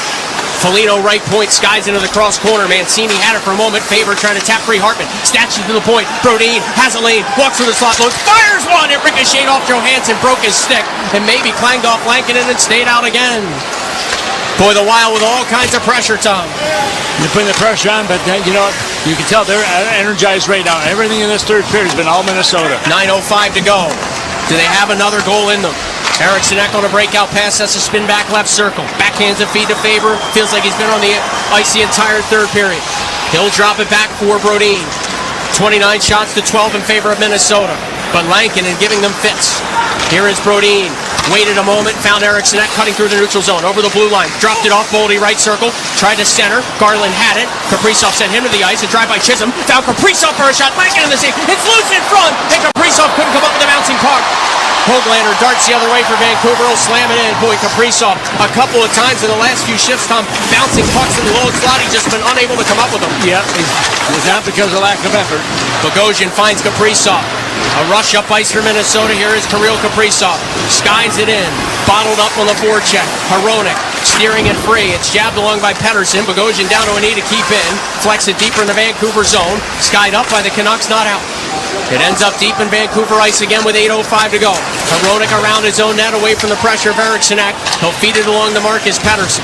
Pettersson got his first goal in a Vancouver sweater since the trade. And he ices this puck here. He was just shy of the red line. Yep, he was shy of the red line. That'll bring the faceoff back deep in the Vancouver zone with 7:56 to go here in period number 3. Still 2-1 in favor of Vancouver. Shots right now have Minnesota with 30 shots, 12 on the other side. We're down to the final 5.5 minutes of regulation in Seattle. Blues and Kraken a 3-3 game. Seattle has just 13 shots. If the Blues lose in regulation, the Wild somehow win tonight, any variety they clinch. Anything other than that, it'll come down to the final game. We draw on a neutral zone regroup. Finds Brodin. Brodin in his own slot to Faber. Carefully off his end wall, back to Brodin, left wing corner. Jonas Brodin skates ahead. 4 Canucks at center ice, so he finds Marcus Johansson over the blue line, right side. Curled it off for Brodin to activate. Brodin got past some trouble and then had a poke check free by Rat2. O'Connor now pitched it along Besser. Besser's got a man open. Ratu through the slot. Took a shot. Gustafson to save, and it was loose in the goal crease. Freddie Gaudreau knocked it away from trouble. Here's Quinn Hughes now left circle. Puck jumped over his tape. He'll spin. Zuccarello trying to poke it free. Johansson reached in the Wild steal. They're going to need more of that from Gustafson. If they're going to keep being aggressive, Tom, the Canucks are going to get some chances. Yep, Minnesota's got to take chances right now also with 7 minutes to go on the clock. Quinn Hughes off the dasher. Batted out midair by Hartman. Picked up by Brazo. He was looking for Hartman. It was too far. Now Marcus Pettersson deep in his own zone. His clearing attempt blocked by Hartman. Hartman fired one in front. They score! Foligno at the back post has tied this game at 2! Huge goal for Minnesota. And look at the crowd right now. I mean, they are quiet. And look at Minnesota bench. They're all standing. And what a play also by Foligno. Get to the front of the net. We've seen that time and time again with him. He's done exactly that. And Minnesota coming back here down 2-0, scoring goals in this third period. It's 2-2 right now with 6:46 to go here in the third period. It was a clearing attempt by Marcus Pettersson that the Wild knifed out of midair, and then Foligno went to the back post with his stick down and jammed it home. Moments after, Gustafson stopped Ratu on a clear-cut chance. And the Wild have rallied, and with 6:46 left, it's even at 2. Well, they're all contributing right now, Joe. Everybody on that Minnesota bench and the guy in the pipes, I'm telling you, he's done a tremendous job here for Minnesota right now. The Wild are in this spot March the 7th. They gave up a late game winner. The stakes higher this time around. They pulled even after trailing 2-0 to start this period. Bogosian lifts in from center. Lankinen had some trouble with the back of his net. Crashing in on the board, Checo's Hartman. Elias Pettersson to deal with him, and now Ratu to pick it up and skate Vancouver ahead. Ratu try to clear to center. Call a penalty on the interference. Hartman being wrestled with as he tried to come back through center ice, so the Wild had to reset and wait patiently. Over the blue line comes Brazo, just got an assist on that last goal. Justin Brazo rimmed it around the boards. Hartman pinched in. Canucks are back. Ratu feeding it free. And Vancouver content to settle things down with 6 minutes to go. The Wild from left to right on your radio dial. Goals by Faber and Foligno here in period 3 have tied the score. Through the neutral zone comes Besser. Poked it ahead. Charging back for it, Eriksson Ek. Spins right wing side. He's got some ice as he banked it along looking for Boldy. The puck didn't leave the zone. Besser held in for a moment. Second effort. Eriksson Ek chopped it through center. Now Kaprizov, shy of the offensive blue line. Watched by Marcus Pettersson, so he lasered it around behind the net of Lankinen. Eriksson Ek there, right circle, fed it down low, Boldy. Back of the net, Boldy dances out in front. Boldy trying to get through with a shot. Too many blue jerseys around. And Pius Suter to charge up ice for Vancouver. He's got Besser with him as he dumps it in. 5.5 minutes left in regulation. Back of the Wild net, Boldy. Shoveled it around, Höglander there. It comes to the point for Hronek. D to D, Marcus Pettersson. Went back to Hronek. Waits, rink wide feed, it's Besser. Up top, a drive by Pettersson. Tipped around, and Ricochet just walled. Kaprizov blocking that shot. It broke his stick. Will go to the bench for a new one. That's Boldy. Picks up the loose puck and feeds Brock Faber with 5 minutes to go. Both teams change on the fly. Here's Freddie Gaudreau now, darting through the neutral zone. Gaudreau slides it in. He'll chase to it. First man there, Gaudreau. Played it around Zuccarello, hustled a side angle shot. It's in the glove of Lankinen. Our final timeout of regulation with 4:48 on the clock. It's a 2-2 game in Vancouver. You're listening to Wild Hockey, presented by XL Energy. So, after you lift weights, your body keeps burning calories for hours post-workout. Oh, like a BMO Savings Builder account. What? With BMO, I can get a reward every month I save. So, you're getting an extra reward for the work you've already done? Exactly. Plus, BMO gave me a cash bonus when I opened a checking account. That's a flex. This is a flex. Check out these pythons. Pump up your savings with BMO. Conditions apply. Learn more at BMO.com/kickstart. Accounts are subject to approval and are provided in the United States by BMO Bank N.A. Member FDIC. BMO. Hey, Wild fans, you want your family to be warm and comfortable during our Minnesota winters, right? That's why it's good to know the knowledgeable and friendly dealers at Bryant Heating and Cooling who will do whatever it takes to keep your heating system running safely and efficiently, no matter what the weather throws at you. Plus, score up to $2,600 in tax credits on qualifying Bryant systems and ask about rebates and financing for qualified buyers. Find your local dealer at Bryant.com. Bryant, official heating and cooling company of the Minnesota Wild. Central Division Scoreboard. The other game we're keeping a watchful eye on tonight is in Seattle. In a game that the Kraken led 1-0 after 40 minutes of play, it's gone nuts in the third period. 5 goals combined. The two teams combined for 4 goals in the span of just 3 minutes and 9 seconds, including Shane Wright's 19th of the year to tie the game at 3 apiece. They reviewed it. The puck went in off his skates, but the goal stands, and it's still knotted at 3 goals apiece with 2:25 left to go in regulation. That's what's happening in Seattle, but let's get back to the fun in Vancouver. 4:48 to go here in third. Minnesota coming back in this third period, tying up the game at 2 apiece right now. Right now they're recognizing Marc-Andre Fleury in his final season in the National Hockey League. 21 seasons, 1,050 games, and those are the ones he participated in, not even the ones he sat in the bench for. So they're giving him a standing ovation.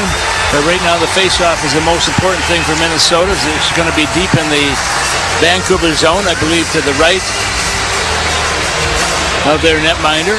For Fleury, Tom, 19 winning seasons, maybe meaning above 500 for him personally. Second most all time to Marty Brodeur. Yeah. All right, Tom, 4:48 left. The Wild need 3 points. So even a point here tonight is huge. How do they play it knowing that? I think you play it to get the win. I stay right with it right now because you don't know what's going to happen tomorrow. So you get a chance. You've got a lot of momentum going in this third period. Keep it going. Ratu won the draw back. Canucks blistered around. Dakota Joshua did well to handle it. Watched by Faber. He'll just float it behind the Wild net. Brodin checked by Pius Suter. They go to the corner to the right of Gustafsson. It comes free below the Wild goal line. Brodin and Faber battle. It's squeezed loose. Eriksson picks it up, cuts around his own net. Frisbee's a pass along. Boldy got a chunk of it. No, he didn't. This is going to be an icing call. Well, the icing, once again, we talk about how important they are, especially when you have the face-off in your own zone. And that's what Minnesota needs to do. Just keep pressing forward here as much as you possibly can. So the Canucks make a change. Suter will take the draw. He won 11 of 15 faceoffs in the first 2 periods. He'll deal with Eriksson, who had won just 6 of 18 through the first 40 minutes. Eriksson and Suter tie up. It comes free for Faber to tap along Kaprizov. Gallops up ice, watched by Quinn Hughes. Kaprizov flicks in a backhander. The Wild change behind the play. Canucks rivet around. Keeping in barely. No, he lost to the center with Chisholm as he fires it back in an offside call with 4:05 to go. Yeah, and that was the right call. Came up just a little bit over top of that blue line, and as a result of that, the offside call is made against Minnesota, and that'll be the face-off outside the defensive zone of the Vancouver Canucks. Vancouver came into the league a long time ago with Buffalo Sabres. That was back in the early 70s. In fact, to be exact, it was 1970-71. You know, the Calgary Flames are watching this one carefully as well as the contest in Seattle, which is down to 30 seconds, and it's 3-3. The Wild wind it in from the neutral zone under 4 minutes left here in Vancouver. The Wild and Canucks tied at 2. Mancini skies off the glass. Faber will bounce game right to Joseph. Numbers here for Vancouver. Joseph tries to center, blocked by Bogosian. It came back to him. He tried another pass. It ricochets free. Mancini, a shot. That caught the glass. Pettersson pitched in. Zuccarello tried to spin off of him. It comes back to the Wild net. It jumped away from Chisholm. Ratu tried to center. Chisholm tries to pin him up. Good play by Declan Chisholm. And now Freddie Gaudreau for Minnesota lugged it along. Slapped it off his right wing boards. Not out. Canucks hold in. Sherwood goes to work. Bogosian just pins him up. Ratu churned it down low. Got away from Joshua, but Sherwood's the first man there with 3:15 to go. He'll cut in the corner, lost his footing. Reaching for it, Bogosian and Gaudreau. Best shift in a while for Vancouver. It's Gaudreau to dig it free. Spiked it to Johansson. He had some trouble with the pass and just jabbed it back for Bogosian. Vancouver will peel off and go for a change. The Wild do the same as Bogosian sits behind his own net under 3 minutes to go. Yeah, good play by Bogosian. Just slowing things down a little bit so Minnesota can get a line change out there. Icing calls. Chisholm's pass well off the mark. 2:53 to go here in the third. Nail-biting time. Tom, all that good work by Bogosian. He waits, he's waiting more. The Wild change, the Canucks change, he feeds Chisholm. The pass was in his skates, but when he grabbed it, he had it on his stick. He had plenty of time. And he banks it off the boards 15 feet too far. Yeah, a little bit rattled. He saw something out there we didn't see. I don't know what it was. Bluger and Hartman on the draw to the right of Gustafsson. And Hartman pull it back against Teddy Bluger. He does. Chisholm taps to Bogosian. He'll wait and smack it off the glass. Hughes didn't play it at center. Icing again on Minnesota. Boy, I mean, Quinn Hughes is right there, and he literally doesn't make any attempt to play the puck.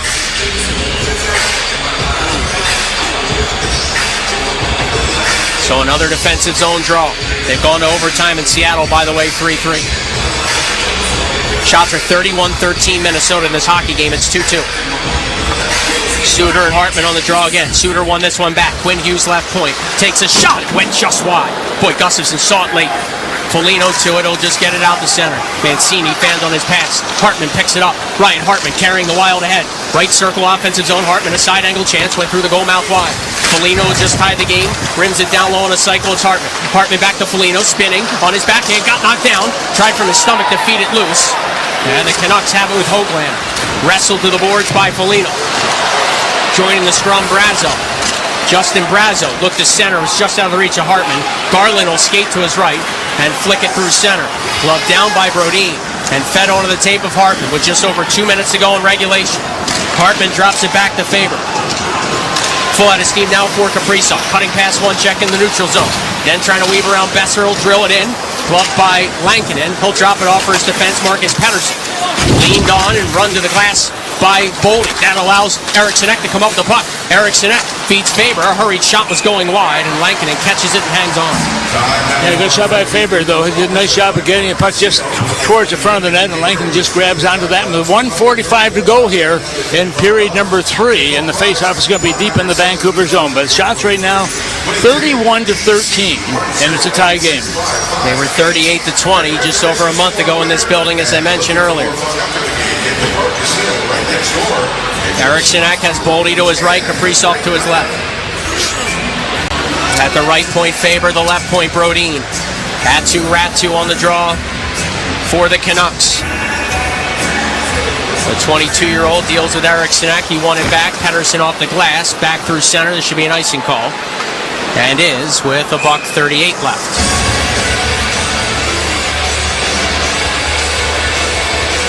Well, the emotions on the bench and what they have gone through in this game also.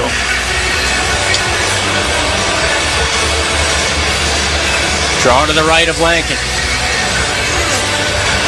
Eric Sinek and Ratu on it once more. Eric Sinek won it back. Left point, Brodin fakes a shot. Finds Kaprizov. Outer half of the left circle is Rister. Knocked away by Lankinen. Rebound came back to Kaprizov. Couldn't get a shot through. Sherwood for Vancouver. Goes rink wide to the left wing board, Dakota Joshua. Joshua left it back. Brodin able to snatch it back out the center. Attacked back in by the Canucks. 80 seconds left. Vancouver goes for a change. The Wild keep their top players out. It is Brock Faber right side. Leaving it back for Kaprizov. Bouncing puck, gave him a bit of trouble. He'll smack it along. It was in the skates of Gaudreau. Drilled back the other way by the Canucks. Besser gets to it. Besser with Faber staring him down left side with a shot. Tipped by Faber off the end glass. Freddie Gaudreau picks it up. The final minute of Vancouver. 2-2 our score. Gaudreau slides it in. Back is Quinn Hughes. Stopped behind the net of Lankinen. 50 seconds to go. Hughes out left side slowly. Fed it along Elias Pettersson. Up ice. It bounced away from Besser. Touched along by Merrill. Pettersson follows it up and drills it in. Gustafson with his goal stick connects with John Merrill. A half minute left now. Zuccarello just scoops out the center. Philip Hronek back. 28 seconds to go. Hronek at his own right circle. Slowly starts up with the puck. Hronek still shy of the red line. Peels back again. 5 Wild players in the neutral zone. Minnesota will take this all day long. Absolutely. 15 seconds to go now. It is Marcus Pettersson hitting the red line, drilling it in around the high glass. Merrill left side, had a jab free for a moment. Batting puck now, centering pass. Carlson a shot, Gustafson the save. 5 seconds to go. Johansson off the glass and out through center. And the Minnesota Wild earn a point here in Vancouver. A huge third period rally to force overtime. It's 2-2. And I'll tell you right now, that bench is very, very relieved. What they have done this third period has been absolutely tremendous. But now they've got to keep on going here, and we've been into the overtime sessions. Sudden death overtime after this from Rogers Arena. It's 2-2. You're listening to Wild Hockey, presented by XL Energy. Cub has everything you need. Fresh food, big savings, and your family's favorites, all in one stop. No running around, just one trip and you're done. Get Smithfield spiral sliced or portion half ham for $1.69 per pound with Mica Rewards. Fresh boneless skinless chicken breasts in a value pack is $2.49 per pound. And 16-ounce strawberries are 2 for $5 with Mica Rewards. Grab these deals and more at Cub, your one-stop shop. See store for details. At the Home Depot, we know the world is a messy place. Keeping it clean takes science.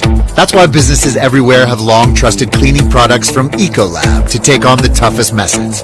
And now, that level of clean is available for your home. Introducing Ecolab Scientific Clean, a full line of professional-grade cleaning products for all your home's needs, so you can clean like you mean business.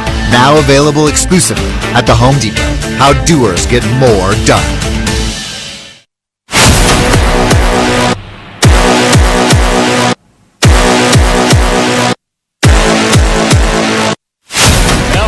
Sudden death it is right now, 3-on-3. The ice has been scraped, and I'll tell you that Minnesota has been involved in 11 3-on-3s. They've won 7 of those 11.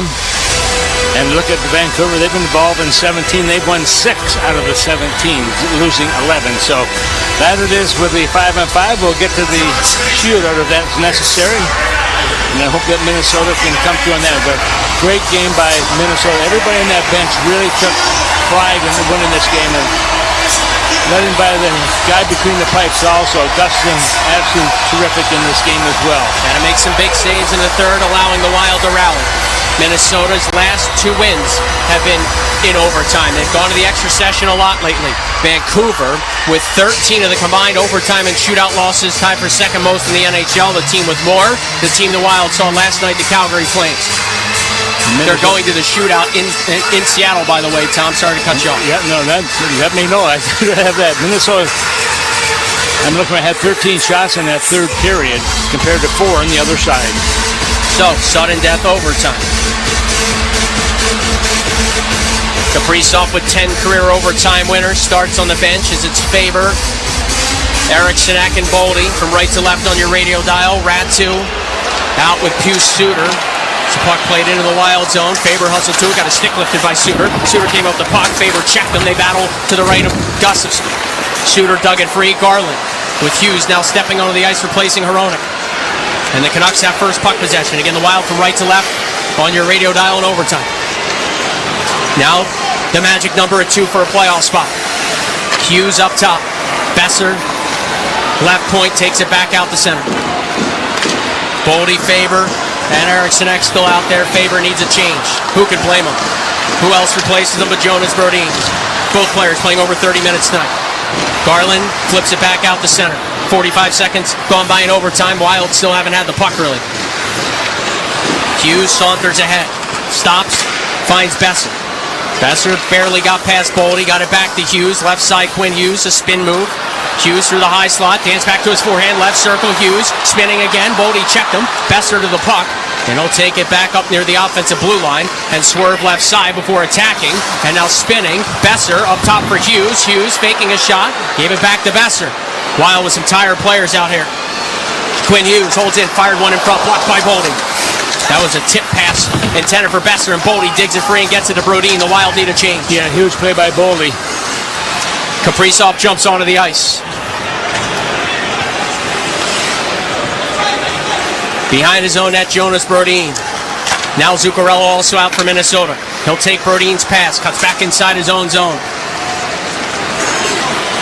Matt Zuccarello flies it along for Faber, who just replaced Brodin. He'll stop just above the red line right side. Brock Faber has an overtime winner this year. He'll cut back through the neutral zone, almost 2 minutes played in overtime. Neither team's had a shot on goal.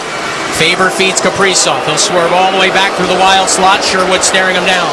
Here is Kirill Kaprizov, spinning back again. Not much for Minnesota so far in OT. From right to left on your radio dial, backhanded aerial pass by Kaprizov. Sits down nicely for Zuccarello.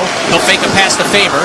Dance ahead through center, then feed Kaprizov. Kaprizov bolts in. Right circle. Kaprizov around the net of Lankinen. Protects. Has a man open in front. Threw it that way. Batting it out of midair with Zuccarello. Went just wide. Is that pass tipped? Kaprizov's on it again. Away from the pressure of Hronek. Kirill Kaprizov outside the right circle. Cutting through the high slot. Has a lane. Fired one in front. Hit ricochet down. Zuccarello's got it. Up top for Faber. He'll sit at center point. Now Kaprizov left circle with a wrister tipped wide by Philip Hronek. Good pressure by the Wild. 2:20 left in overtime. Zuccarello keeps in. Feeds Kaprizov back in front. Zuccarello open, made a move. He scores! Matt Zuccarello wins it in overtime! What a play! What a pass! And Zuccarello dekes past Lankinen and pulls the Wild within 1 point of the Stanley Cup playoffs! Speechless. Doesn't happen often, Joe, but I can't tell you what a good play. Minnesota lost the initial draw, but they were very patient getting it back. And you watch right here, and Zuccarello comes through for the Wild once again. A terrific job for him. Has a little bit of a fake, go to his right, comes back to his left, and beats the netminder. And with that, Minnesota gets the 2 points. And I'm watching the Vancouver bench right now. They are not very happy. Sure was breaking his stick over top of the bench right now.